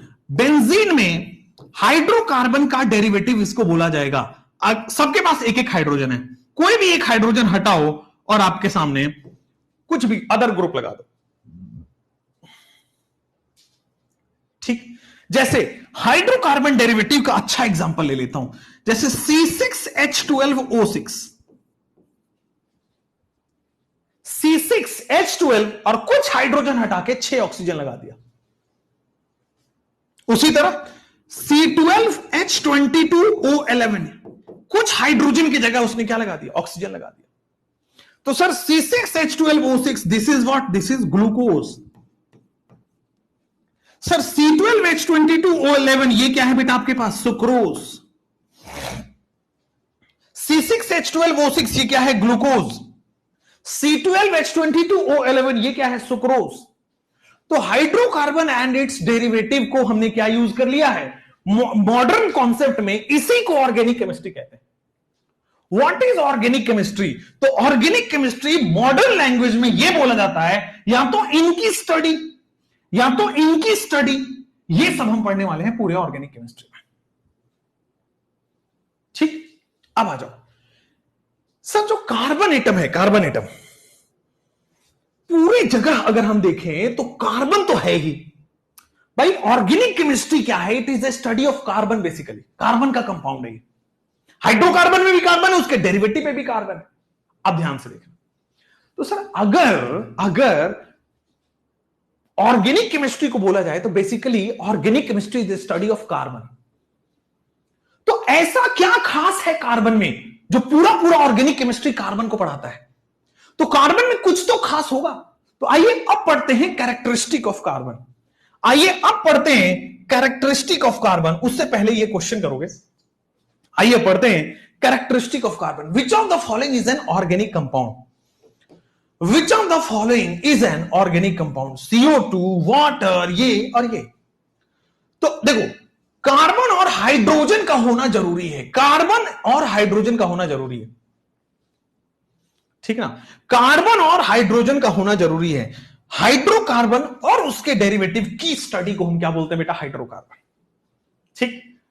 10 सेकेंड भी नहीं लगा होगा ज्यादा से ज्यादा। तो बेसिकली अभी हमें समझ आया, मॉडर्न कॉन्सेप्ट कहता है कार्बन की पढ़ाई करो, वही ऑर्गेनिक केमिस्ट्री की पढ़ाई है। तो कार्बन में ऐसा क्या खास है? कैरेक्टरिस्टिक ऑफ कार्बन पे चलते हैं। कार्बन में ऐसा क्या खास है जो आपको बोलता है कि ऑर्गेनिक केमिस्ट्री इज द पढ़ाई ऑफ कार्बन? आई तो कार्बन में ऐसा क्या खास है? तो सबसे पहले कार्बन जो है सर वो टेट्रावैलेंसी शो करता है। अब इसका क्या मतलब है? देखो, टेट्रावैलेंसी, टेट्रावैलेंसी, ध्यान से। कार्बन जो है सर फ्लोरीन, हैलोजन फैमिली, एक बॉन्ड बना के स्टेबल हो जाएगा। सेकंड पीरियड वाले की बात कर रहा हूं। फ्लोरीन एक बॉन्ड बना के स्टेबल हो जाएगा। ऑक्सीजन 2 बॉन्ड बना के स्टेबल होगा, नाइट्रोजन 3 बॉन्ड बना के स्टेबल हो जाता है। लेकिन कार्बन इकलौता ऐसा एलिमेंट है जो 4 अलग अलग सिंगल बॉन्ड बनाता है। बाकियों के पास ऐसा कोई ताकत नहीं है। कार्बन में ऐसा क्या खास है कि पूरा पूरा इसका स्टडी करना ही ऑर्गेनिक केमिस्ट्री है। कार्बन में यह खास है कि कार्बन इकलौता ऐसा एलिमेंट है जो 4 बॉन्ड बनाता है, बाकी सब 1 2 3 बॉन्ड बनाते हैं, ये इकलौता 4 बॉन्ड बनाता है और चारों सिंगल अलग अलग सिंगल बॉन्ड बनाता है। टेट्रावैलेंसी का मतलब है carbon forms maximum 4 bonds. Carbon forms maximum 4 bonds, ठीक है ना। कार्बन मैक्सिमम 4 बॉन्ड बनाता है, ब्रैकेट में लिखोगे इन एक्साइटेड स्टेट। इसका मतलब समझाता हूं सर, कार्बन 4 बॉन्ड बनाता है वो भी एक्साइटेड स्टेट में, ठीक है। अच्छा अब देखो ध्यान से, तो सर कार्बन का मैं लिखता हूं, कार्बन का एटॉमिक नंबर 6 यानी कि 1s2 2s2 2p2, क्या यही है कार्बन का? 2 2 4 हो तो 6। ग्राउंड स्टेट कॉन्फ़िगरेशन, कार्बन अगर ग्राउंड स्टेट की बात करें तो क्या यही है कार्बन का इलेक्ट्रॉनिक कॉन्फ़िगरेशन? बिल्कुल सही। तो ग्राउंड स्टेट में कार्बन का इलेक्ट्रॉनिक कॉन्फ़िगरेशन यही है। आइए 2s2 2p2 के बारे में बात करते हैं। दिस इज 2s2 और फिर अगर हम बात करेंगे तो दिस इज बेटे 2p2। 2s2 की बात हो गई and this is nothing but this is 2p2, 2s2 और ये बस आपके पास हो गए हैं 2p2। This is 2s and this is 2p। 2s2 is 1 2, 2p2 का मतलब ये हो गया। अगर ग्राउंड स्टेट की बात करते हैं तो ग्राउंड स्टेट में कितने अनपेयर्ड इलेक्ट्रॉन हैं? तो सर ग्राउंड स्टेट में 2 अनपेयर्ड इलेक्ट्रॉन हैं। ग्राउंड स्टेट में 2 अनपेयर्ड इलेक्ट्रॉन है तो बेटे 2 बॉन्ड बनेगा। ग्राउंड स्टेट में 2 अनपेयर्ड इलेक्ट्रॉन है तो 2 बॉन्ड बनेगा। बोलो हाँ यार। ग्राउंड स्टेट में 2 अनपेयर्ड इलेक्ट्रॉन है तो ग्राउंड स्टेट में 2 बॉन्ड बनेगा। लेकिन अगर मैं इसी कार्बन को एक्साइटेड स्टेट में लेके जाता हूं, एक्साइटेड स्टेट का मतलब है स्टार, अगर मैं इसी कार्बन को एक्साइटेड स्टेट में लेके जाता हूं, एक्साइटेड स्टेट का मतलब बेटा उसको हम डिनोट करते हैं कार्बन स्टार से। तो एक्साइटेड स्टेट का मतलब समझना सर, ये है 2s2, ठीक है सर। अगेन बेटे ध्यान से देखना, ये है आपका 2p2। सर अब मैं क्या, ये 2s है ये 2p है, मैं क्या कर रहा हूं ध्यान से देखना। सर ये जो 2s वाला इलेक्ट्रॉन है इसको एक्साइट करके यहां ले गया, तो 2s वाला इलेक्ट्रॉन एक्साइट करके यहां ले गया। तो एक्साइटेड स्टेट में कितने अनपेयर्ड हैं? तो सर एक्साइटेड स्टेट में 4 अनपेयर्ड है। अगर 4 अनपेयर्ड है तो 4 अनपेयर्ड का ओवरलैप होगा, और 4 अनपेयर्ड का ओवरलैप होगा तो 4 बॉन्ड बनेगा। इसलिए कार्बन के पास ये खास बात है कि मैक्सिमम अनपेयर्ड इलेक्ट्रॉन इसके पास होता है ग्राउंड स्टेट में, इसलिए मैक्सिमम बॉन्ड बना सकता है। तो कार्बन की ये खास बात थी, इसलिए कार्बन जो है पूरा ऑर्गेनिक कंपाउंड्स बना देता है। हर ऑर्गेनिक कंपाउंड में कार्बन यही बनाएगा, हर ऑर्गेनिक कंपाउंड कार्बन बनाएगा, क्योंकि कार्बन की एक यूनिक चीज है कि कार्बन 4 बॉन्ड बना सकता है, बाकी सब 1 2 3 बॉन्ड बनाते हैं।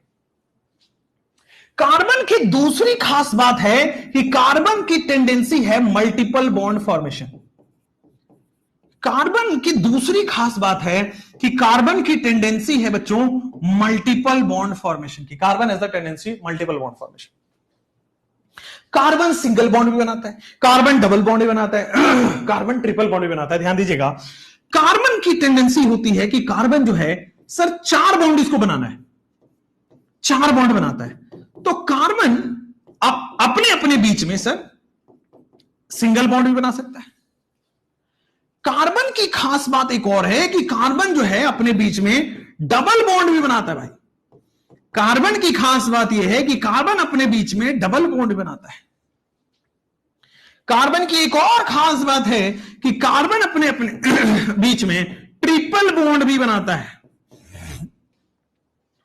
कार्बन की एक और अच्छी बात आपको बताते चलूं कि carbon double bond carbon, double bond carbon, carbon 2 double bond भी बनाता है। 2 डबल बॉन्ड है तो 2 हाइड्रोजन यहां आ जाएगा। तो देखो कार्बन की एक और खास बात है कि अब मल्टीपल बॉन्ड बनाता है, ये मल्टीपल बॉन्ड बनाता है। हो सकता है कि वो कार्बन जो है 4 सिग्मा बनाए और एक भी पाई ना बनाए, हो सकता है कार्बन 4 सिग्मा 0 पाई बनाता है, कार्बन सर 3 सिग्मा और 1 पाई बना रहा है। कार्बन जो है 1 सिग्मा और 2 पाई बना रहा है, सॉरी 2 सिग्मा 2 पाई। कार्बन जो है 2 सिग्मा और 2 पाई बना रहा है। कार्बन यहां भी आप देखोगे तो इस वाले कार्बन को देखो तो 2 सिग्मा और 2 पाई, तो कार्बन यहां भी 2 सिग्मा और 2 पाई बना रहा है। तो कार्बन इतने मल्टीपल वैरायटी बनाता है, कार्बन इतना मल्टीपल वैरायटी बनाता है। अगर 4 सिग्मा है तो sp3 हाइब्रिडाइजेशन शो करेगा, 3 सिग्मा है तो sp2 हाइब्रिडाइजेशन शो करेगा, 2 सिग्मा है तो sp हाइब्रिडाइजेशन शो करेगा, 2 सिग्मा है तो sp हाइब्रिडाइजेशन शो करेगा। तो देखो भैया कार्बन कितनी अच्छी अच्छी चीजें शो कर रहा है यार, सारे वैरायटी के मल्टीपल बॉन्ड वो शो कर जा रहा है। कितनी अच्छी बात है कार्बन की, सारे variety of multiple bond show कर जा रहा है। नेक्स्ट आगे आ जाओ, नेक्स्ट आगे आ जाओ। कार्बन की एक खास बात यह है कि ये टेट्रावैलेंसी शो करेगा। दूसरी खास बात यह है कि हर तरह के मल्टीपल बॉन्ड दिखाता है। कार्बन की तीसरी खास बात यह है कि सर ये सिमेट्रिकल टेट्राहेड्रल स्ट्रक्चर बनाता है। कार्बन जब 4 बॉन्ड बनाता है ना तो सिमेट्रिकल टेट्राहेड्रल, यानी कि अगर सिमेट्रिकल स्ट्रक्चर है तो कार्बन स्टेबल बनाता है कंपाउंड। तो कार्बन की तीसरी अच्छी बात यह है, कार्बन की तीसरी अच्छी बात यह है कि carbon forms symmetrical tetrahedral structure. Carbon की तीसरी खास बात यह है कि carbon forms symmetrical tetrahedral structure. Carbon symmetrical tetrahedral structure बनाता है। सिमेट्रिकल टेट्राहेड्रल स्ट्रक्चर का मतलब ध्यान देना सर, कार्बन एक स्टेबल टेट्राहेड्रल स्ट्रक्चर बनाएगा। ठीक है, ध्यान दो, कार्बन सिमेट्रिकल कार्बन 4 बॉन्ड बनाता है, 1 2 3 और 4, इस तरह से सिमेट्रिकल टेट्राहेड्रल स्ट्रक्चर बनाता है। ठीक है, मैं अब ध्यान देना, मान लो यहां पे हाइड्रोजन है, मान लेते हैं कार्बन सिंगल 4 बॉन्ड बना रहा है, ये रहा हाइड्रोजन। टेट्राहेड्रल का मतलब क्या होता है? What you mean by tetrahedral? Tetra का मतलब क्या बेटा, आपके पास 4 होता है, और हेड्रा का मतलब होता है फेस। तो एक ऐसा स्ट्रक्चर जिसमें 4 फेस होता है और चारों के 4 फोर्स सिमेट्रिकल होता है। एक ऐसा स्ट्रक्चर जिसमें 4 फेस होता है और चारों के 4 सिमेट्रिकल होते हैं। यहां आ जाओ जरा, यहां आ जाओ। तो सर दिस इज 1, यहां आ जाओ, दिस इज 2, यहां आ जाओ, दिस इज 3, एक सेकेंड, 2, यहां आ जाओ बॉस, दिस इज 3, ओके। अब आ जाओ, ला ला ला ला ला ला ला ला ला ला ला ला। आओ, अब मैंने क्या किया, बस इसका स्ट्रक्चर ड्रॉ किया है। इस स्ट्रक्चर ड्रॉ करके कुछ बताने वाला हूं, ध्यान से देखना। मैंने इस वाले फेस को क्या करता हूं, रंग देता हूं। ये वाला फेस आप सब लोगों को दिख रहा है, कार्बन ने ये वाला फेस बनाया है और इस फेस को मैंने रंग दिया। तो कार्बन का मैं टेट्राहेड्रल फेस आपको दिखा रहा हूं। टेट्राहेड्रल, दिस इज 1 हेड्रल, हेड्रल का मतलब फेस। ठीक हो गया। मैं काम करता हूं, कार्बन का दूसरा हेड्रल लेता हूं, कार्बन का दूसरा फेस लेता हूं। तो क्या ये कार्बन का दूसरा फेस है? बिल्कुल सही। तो सर ये कार्बन का दूसरा फेस है, तो ये कार्बन का दूसरा फेस है। तो दिस इज कार्बन का सेकेंड, दैट इज टेट्राहेड्रल। ला ला ला ला ला ला ला। तो कार्बन का ये दूसरा हो गया टेट्राहेड्रल। ये कार्बन के पीछे देखोगे तो दिस इज टेट्राहेड्रल, मतलब तीसरा फेस, और नीचे जो बेस है दैट इज चौथा, यानी कि 4 फेस है। कार्बन के 4 फेस कैसे कैसे हुए? तो सर पहला फेस तो ये वाला हो गया, कार्बन का पहला फेस तो सर ये वाला हो गया जो ये ग्रीन वाला दिख रहा है। दूसरा फेस ये व्हाइट वाला दिख रहा है। तीसरा फेस पीछे की तरफ दिख रहा है, तीसरा फेस पीछे की तरफ दिख रहा है, और चौथा फेस जिस पे ये खड़ा हुआ है। तो कार्बन के सिमेट्रिकल टेट्राहेड्रल स्ट्रक्चर बनाते हैं। आई होप फील आ गया होगा। और सिमेट्रिकल टेट्राहेड्रल स्ट्रक्चर बनाने से, सिमेट्रिकल स्ट्रक्चर होने से क्या हो रहा है बेटा, स्टेबिलिटी आती है। अगर कंपाउंड आपका सिमेट्रिकल स्ट्रक्चर बना रहा है दैट मींस स्टेबिलिटी आएगी, आपके उसमें स्टेबिलिटी आएगी। कंपाउंड अगर सिमेट्रिकल टेट्राहेड्रल स्ट्रक्चर बनाता है तो स्टेबिलिटी आएगी। बोल दो। अच्छा, अगर टेट्राहेड्रल है तो बॉन्ड एंगल हम सबको पता है।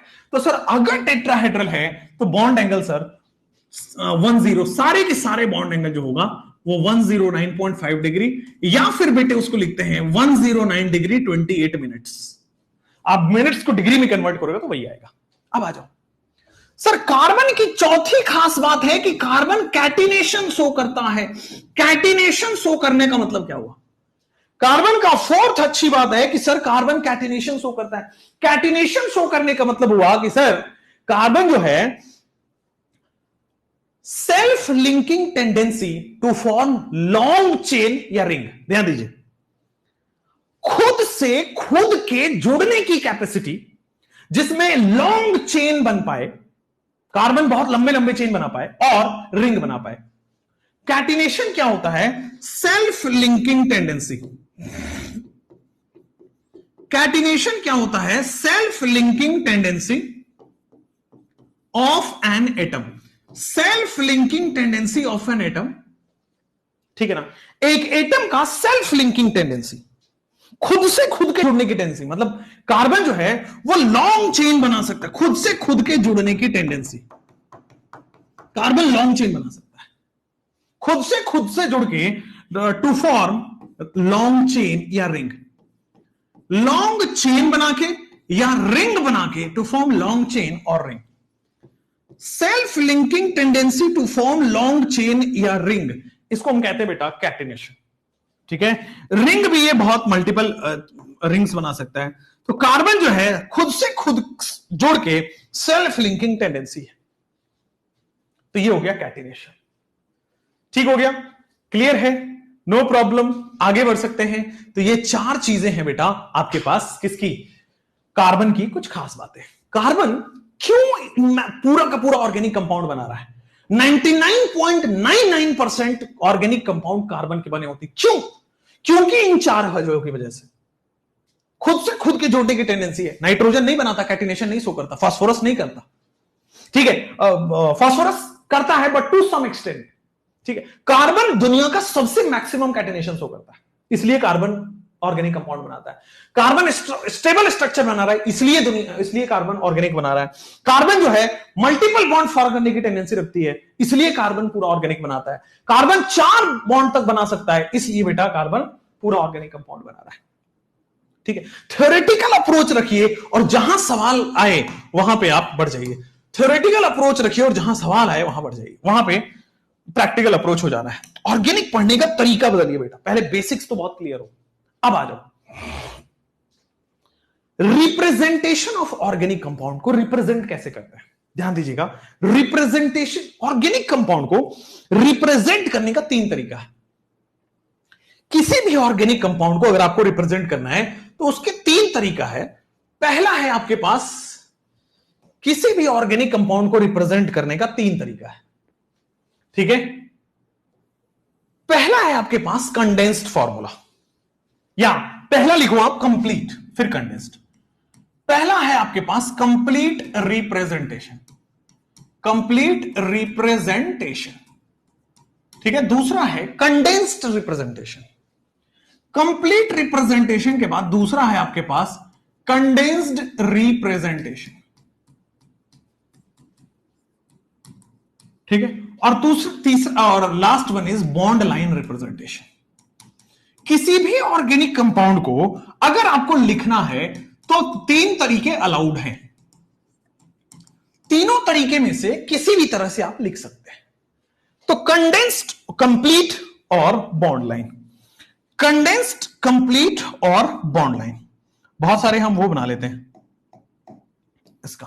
कंडेंस्ड, कंप्लीट और बॉन्ड लाइन में बहुत सारे पेजेस बना लिए। आइए एक एक करके हम इस पे चलते हैं। सर एक कार्बन का कंपाउंड है, कंप्लीट रिप्रेजेंटेशन की हम बात कर रहे हैं। अगर एक कार्बन का कंपाउंड है तो यही है ना, एक ये रहा, दूसरा ये रहा, तीसरा ये रहा और चौथा ये रहा, कंप्लीट रिप्रेजेंटेशन।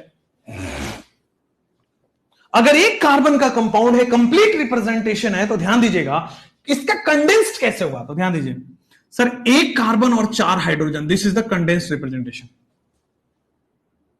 एक कार्बन और 4 hydrogen, this is the condense. अब इतना फैला के लिखने की जरूरत नहीं है, एक कंडेंस में लिख लो।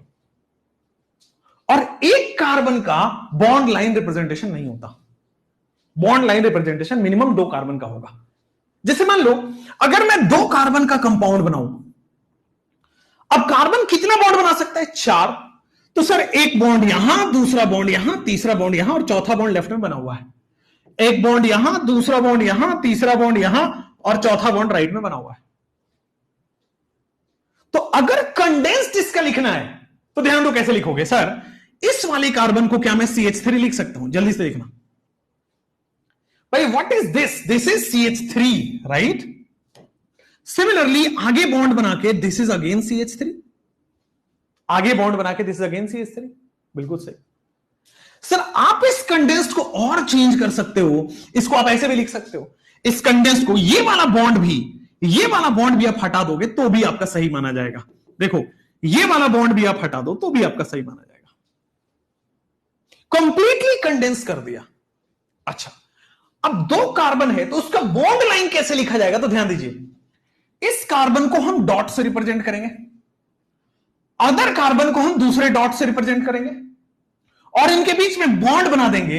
यानी कि एक लाइन का मतलब होता है कि 2 कार्बन, ठीक है? यहां पे एक कार्बन है, यहां पे एक कार्बन है, इसका मतलब है। और अगर कार्बन है तो ऑब्वियसली अगर एक बॉन्ड है तो बाकी के 3 बॉन्ड हाइड्रोजन से बन रहा होगा। ये अल्टीमेट अंडरस्टूड है। हाइड्रोजन वाले बॉन्ड बेटे यहां पे नहीं दिखाते हैं बॉन्ड लाइन में। 2 कार्बन के बीच में एक बॉन्ड है, बस वो देख लो, खत्म करो, आगे बढ़ो।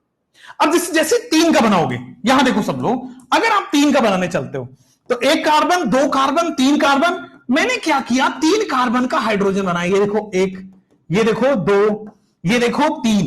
देखो ऑर्गेनिक की असली पढ़ाई में IUPAC में कराऊंगा, अभी तो बहुत बेसिक लेके चल रहा हूं, क्लास 11th वाला। ठीक, अब आ जाओ। सर देखो यहां पे क्या है, पहला CH3 है, आप इसको ऐसे भी लिख सकते हो, ऐसे भी लिख सकते हो। सर दूसरा वाला ध्यान से पढ़ना, 1 कार्बन 2 हाइड्रोजन है, ध्यान से देख लो। सर तीसरा वाला फिर से ध्यान से देख लो, तो क्या ये CH3 है? हाँ, आप इसको ऐसे भी लिख सकते हो और बेटर तरीके में CH3, CH2, CH3 लिख सकते हो। वो वाला कार्बन कार्बन बॉन्ड भी गायब कर सकते हो, ये भी सही, ये भी सही। अब 3 कार्बन को दिखाना है।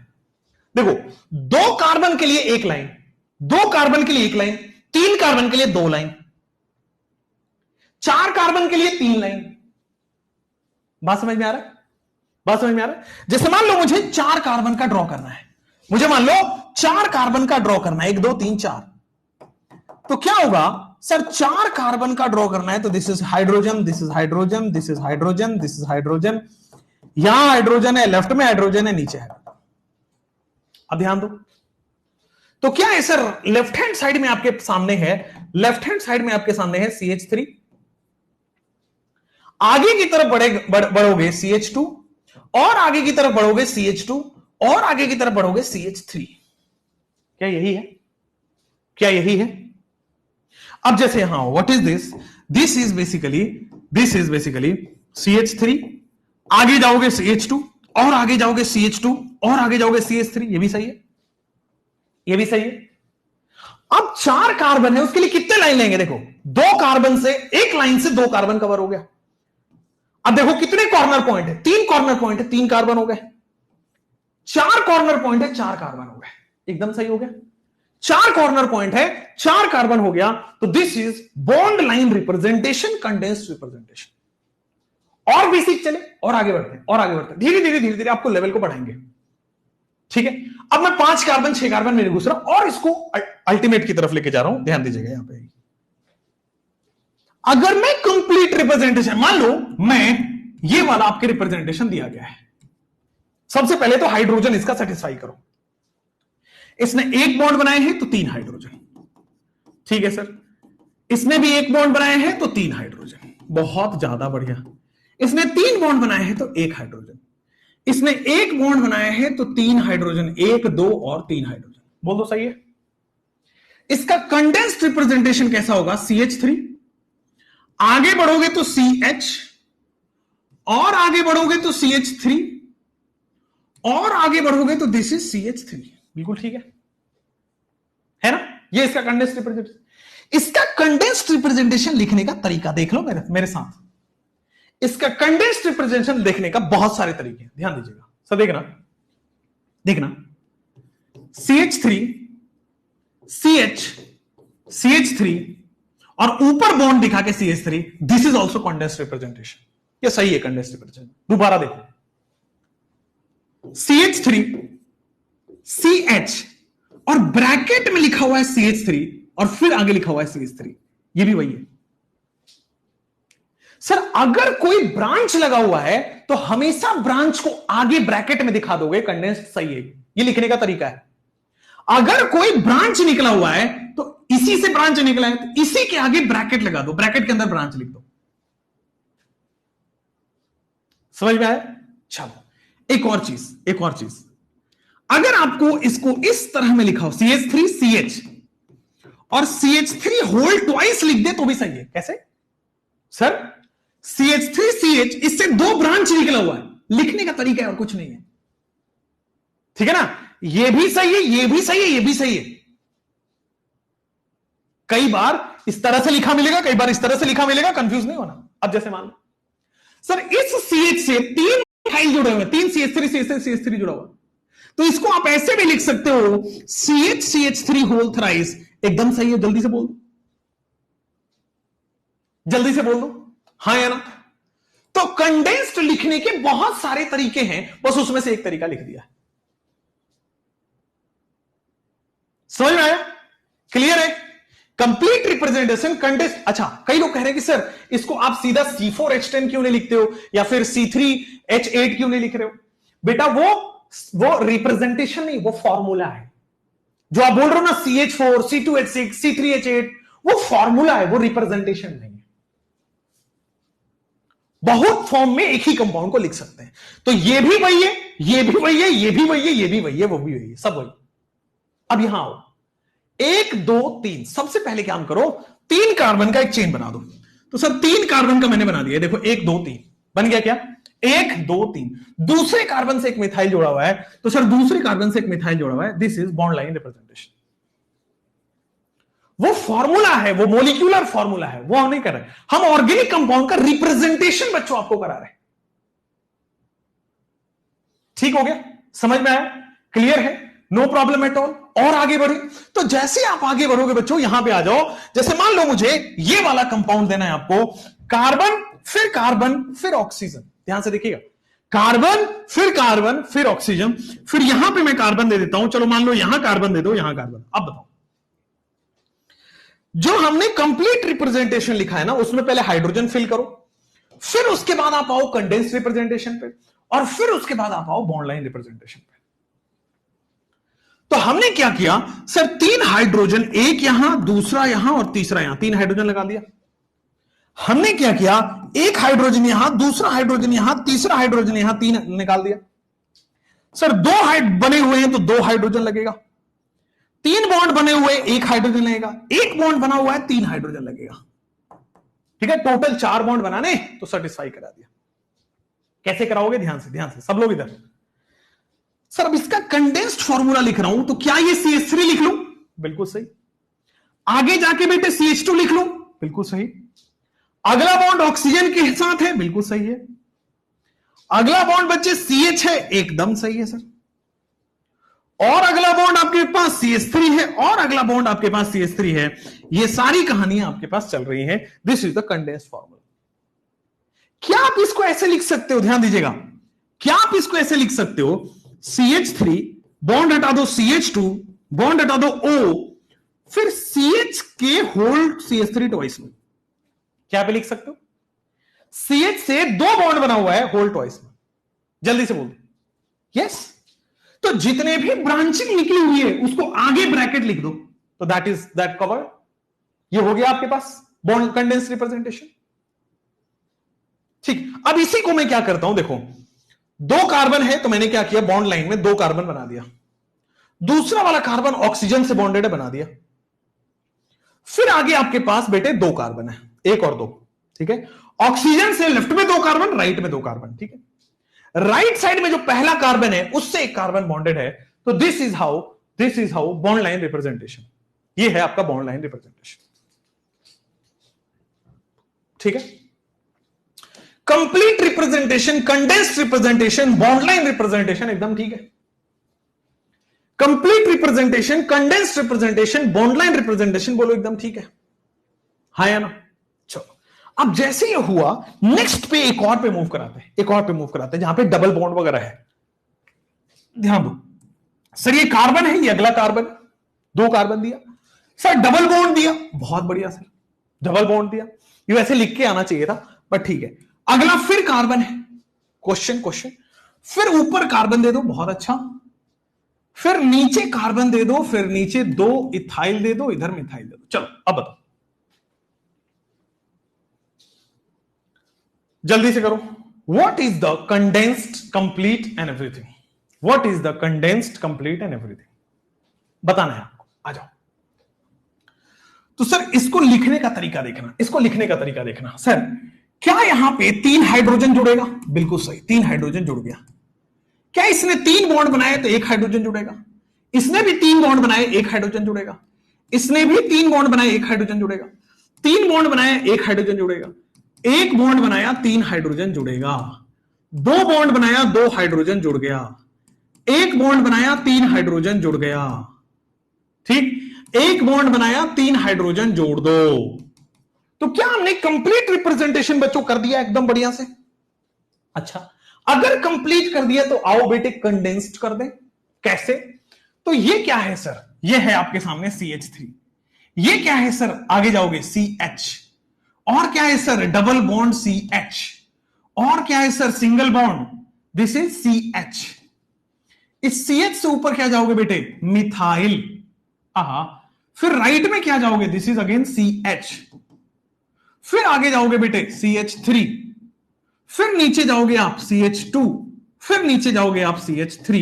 तो this is the whole structure, complete condensed representation. अब आ जाओ कंडेंस्ड रिप्रेजेंटेशन। कंडेंस्ड रिप्रेजेंटेशन लिखने का ये भी तो तरीका हो सकता है, सारे बॉन्ड हटा दो। ध्यान दीजिएगा, CH3 फिर CH।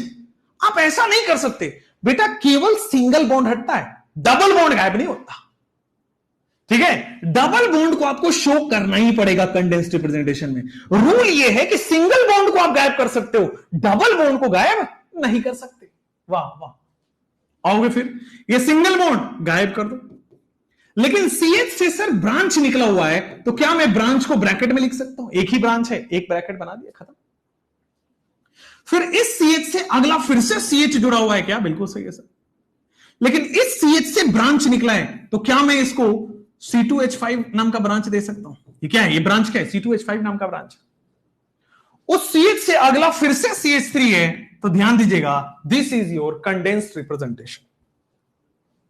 ये क्या है आपके सामने? कंडेंस्ड रिप्रेजेंटेशन है। बॉन्डलाइन रिप्रेजेंटेशन की बात करते हैं, आ जाओ। 1 2, तो बॉन्डलाइन रिप्रेजेंटेशन में हमने किया 1 2। फिर तीसरा जो है वो डबल बॉन्ड है, 1 2, फिर तीसरा जो है वो डबल बॉन्ड है। ठीक है, 1 2 3 है ना। फिर आ जाओ, चौथा जो है फिर वो कार्बन है। 1 2 3, फिर चौथा है कार्बन। कार्बन से बेटे आपके पास ऊपर चले जाएंगे मिथाइल। ठीक है, फिर अगला जो है कार्बन है। ठीक है सर, फिर अगला जो है मिथाइल है। ठीक है सर, और यहां पे फिर से 2 कार्बन है, तो हमने ऐसे बना दिया। तो this is the bond line representation. Bond line में भी डबल बॉन्ड दिखाना पड़ेगा। बॉन्डलाइन में केवल हाइड्रोजन वाला बॉन्ड नहीं दिखाते हैं, बाकी सारी चीज दिखाते हैं। बॉन्डलाइन में केवल हाइड्रोजन वाला बॉन्ड नहीं दिखाते हैं, कार्बन हाइड्रोजन बॉन्ड नहीं दिखाते, बाकी सारे बॉन्ड दिखाते हैं। ठीक, एकदम सही। और आगे बढ़े तो सर ये कंप्लीट रिप्रेजेंटेशन है। और एक दो और सवाल करके अपनी अपनी भड़ास को निकालते हैं। यहां पे देखो, कार्बन डबल बॉन्ड कार्बन है सर। ठीक, फिर मान लीजिए सिंगल बॉन्ड कार्बन है, फिर मान लीजिए ट्रिपल बॉन्ड कार्बन है, ऐसा कर देते। फिर कार्बन डबल बॉन्ड O है, फिर कार्बन है, फिर ऑक्सीजन और ईथर बना दो। इसको बना दिया और H बना दो। अब बताओ जरा, सारे पहले बॉन्ड फिल करो। सबसे पहले सारे बॉन्ड्स को फिल करो, कितने हाइड्रोजन लगेंगे इस बात को फिल करो। तो आ जाओ, डबल बॉन्ड है तो क्या 2 हाइड्रोजन लगेगा, एक लेफ्ट में एक राइट में। 3 बॉन्ड बना हुआ है तो 1 हाइड्रोजन है। 4 बॉन्ड इसके कंप्लीट हो गए, 4 बॉन्ड इसके भी कंप्लीट हो गए। सर इसके भी 4 बॉन्ड कंप्लीट हो गए, इसके 2 हुए हैं तो इस पे 2 हाइड्रोजन लगेगा। और ऑक्सीजन 2 ही बॉन्ड बनाते हैं, एक लेफ्ट में एक राइट में। हो गया, आगे बढ़िए। फिर आप जाओगे, देखो वहां पे क्या है, this is left hand side में वो क्या है, CH2। ओके, फिर क्या है, डबल बॉन्ड CH, बहुत बढ़िया, CH2 डबल बॉन्ड CH। फिर सिंगल बॉन्ड आपके सामने क्या है, single bond C, triple bond C, ठीक है ना, फिर C डबल बॉन्ड O, ठीक, फिर आपके सामने CH2 और फिर इसको OH। This is the condense formula. सारे बॉन्ड को कंडेंस कर दिया। इसको आप ऐसे भी लिख सकते हो, CH2 double bond CH, single bond को आप हटा सकते हो सिंगल बॉन्ड को आप हटा सकते हो, ट्रिपल बॉन्ड बेटा आपको दिखाना पड़ेगा, डबल ट्रिपल बॉन्ड दिखाने पड़ेंगे, सिंगल बॉन्ड केवल आप गायब कर सकते हो, तो C। फिर आगे CO को भी आप ऐसे लिख सकते हो, कार्बन डबल बॉन्ड को या तो आप दिखा दो या तो आप CO को ऐसे भी लिख दो, बट C हो गया, फिर डबल बॉन्ड हो, ठीक, फिर आगे जाओगे तो बेटा CH2 में से CH2 और फिर आपके सामने OH।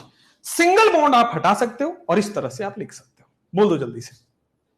आप इसी स्ट्रक्चर को किताबों में ऐसे भी देखने को मिलेगा, CH2 डबल बॉन्ड CH, फिर C ट्रिपल बॉन्ड CO यहीं पे आ जाएगा, C ट्रिपल बॉन्ड फिर CO, फिर आपके सामने आ जाएगा CH2OH। ठीक है, क्लियर है। अब देख लो कितने बॉन्ड है, 1 2, तो सबसे पहले डबल बॉन्ड बना दो, फिर तीसरे कार्बन के लिए सिंगल बॉन्ड है सर, तीसरा कार्बन पहुंच गया, फिर ट्रिपल बॉन्ड है 1 2 3, चौथे कार्बन पहुंच गए, यहां पे पहुंच गए, फिर आगे जाओगे कार्बन, इस कार्बन पहुंच चुके हो, डबल बॉन्ड हो आप दिखा दो, बहुत बढ़िया, फिर आगे जाओगे CH2 आ गया, फिर आगे जाओगे तो OH दिखाना पड़ेगा, कार्बन से अगला बॉन्ड OH दिखाना पड़ेगा। देखो कार्बन हाइड्रोजन बॉन्ड बट हटता है, बट कार्बन ऑक्सीजन बॉन्ड दिखाना पड़ेगा, कार्बन डबल बॉन्ड कार्बन दिखाना पड़ेगा, सिंगल बॉन्ड कार्बन दिखाना पड़ेगा, ट्रिपल बॉन्ड कार्बन दिखाना पड़ेगा। बॉन्ड लाइन में केवल कार्बन हाइड्रोजन हटता है, बाकी कुछ नहीं। यहां पे कंडेंस्ड फॉर्मूला आपके सामने स्क्रीन पे है, ठीक। अब कुछ साइकिल वाले कंपाउंड्स भी आप देख लोगे तो उसका भी आपको आइडिया हो जाएगा। साइकिल वाले कंपाउंड्स, मान लीजिए कंप्लीट रिप्रेजेंटेशन में साइकिल वाले कंपाउंड्स की बात करते हैं। ये रहे सर आपके सामने कार्बन, ये कार्बन और ये कार्बन, ठीक है, साइकिल वाले कंपाउंड से 3 कार्बन का साइकिल। ऐसा ही मैं 4 कार्बन का साइकिल भी आपका यहां पे बनवाता हूं। भाई कार्बन लॉन्ग चेन भी बनाता है तो कार्बन साइकिल भी बनाता है, उसका रिप्रेजेंटेशन पर देखना है, ध्यान दीजिए। सर 2 बॉन्ड बना लिया, यानी कि बाकी रिमेनिंग 2 हाइड्रोजन होगा, 2 बॉन्ड बन गया है तो बाकी के रिमेनिंग 2 हाइड्रोजन होगा, 2 बॉन्ड बन गया है बाकी का रिमेनिंग 2 हाइड्रोजन होगा। सिमिलरली 2 बॉन्ड बन चुका है तो बाकी के रिमेनिंग 2 हाइड्रोजन होंगे, 2 बॉन्ड बन चुका है तो बाकी का रिमेनिंग 2 हाइड्रोजन होगा, एकदम सही। कंडेंस्ड रिप्रेजेंटेशन कुछ ऐसा होगा, CH2, फिर यहां भी क्या है आपके सामने CH2, फिर यहां भी क्या है आपके सामने CH2 और ये आपके बन गए। 4 बॉन्ड को साइक्लिक बनाने के लिए CH2, दिस इज CH2, यहां आ गए सर 4 बॉन्ड बनाने के लिए CH2 और यहां बन गए 4 बॉन्ड CH2। बॉन्ड लाइन में कोई दिक्कत नहीं है, हर कॉर्नर एक कार्बन को रिप्रेजेंट करता है, बॉन्ड लाइन में हर कॉर्नर एक कार्बन को रिप्रेजेंट करता है। Simple, very very simple. इसी तरह 6 मेंबर का बना लो, 7 मेंबर का बना लो, 8 मेंबर का बना लो, आपकी मर्जी है, ठीक है। 6 मेंबर का बना लो, 7 मेंबर का बना लो। अच्छा कई लोग ऐसे भी कंफ्यूज होंगे कि सर 6 मेंबर तो बन जाएगा, क्या 6 मेंबर के में ऐसे भी बन सकता है? देखो कार्बन, अगला कार्बन, अगला कार्बन, क्या ये डबल बॉन्ड हो सकता है? बिल्कुल हो सकता है। क्या अगला कार्बन, क्या ये ऑक्सीजन हो सकता है? बिल्कुल हो सकता है। फिर कार्बन और फिर कार्बन। अब जल्दी जल्दी से बेटा आप हाइड्रोजन लगा दो, हाइड्रोजन लगा दो। तो देखो हर कार्बन के बॉन्ड, 2 बॉन्ड बनाए हैं तो रिमेनिंग 2 हाइड्रोजन हो गए, 2 बॉन्ड है तो रिमेनिंग 2 हाइड्रोजन हो गया, 2 बॉन्ड है तो रिमेनिंग 2 हाइड्रोजन हो गया। सर 3 बॉन्ड है 1 हाइड्रोजन, 3 बॉन्ड है 1 हाइड्रोजन।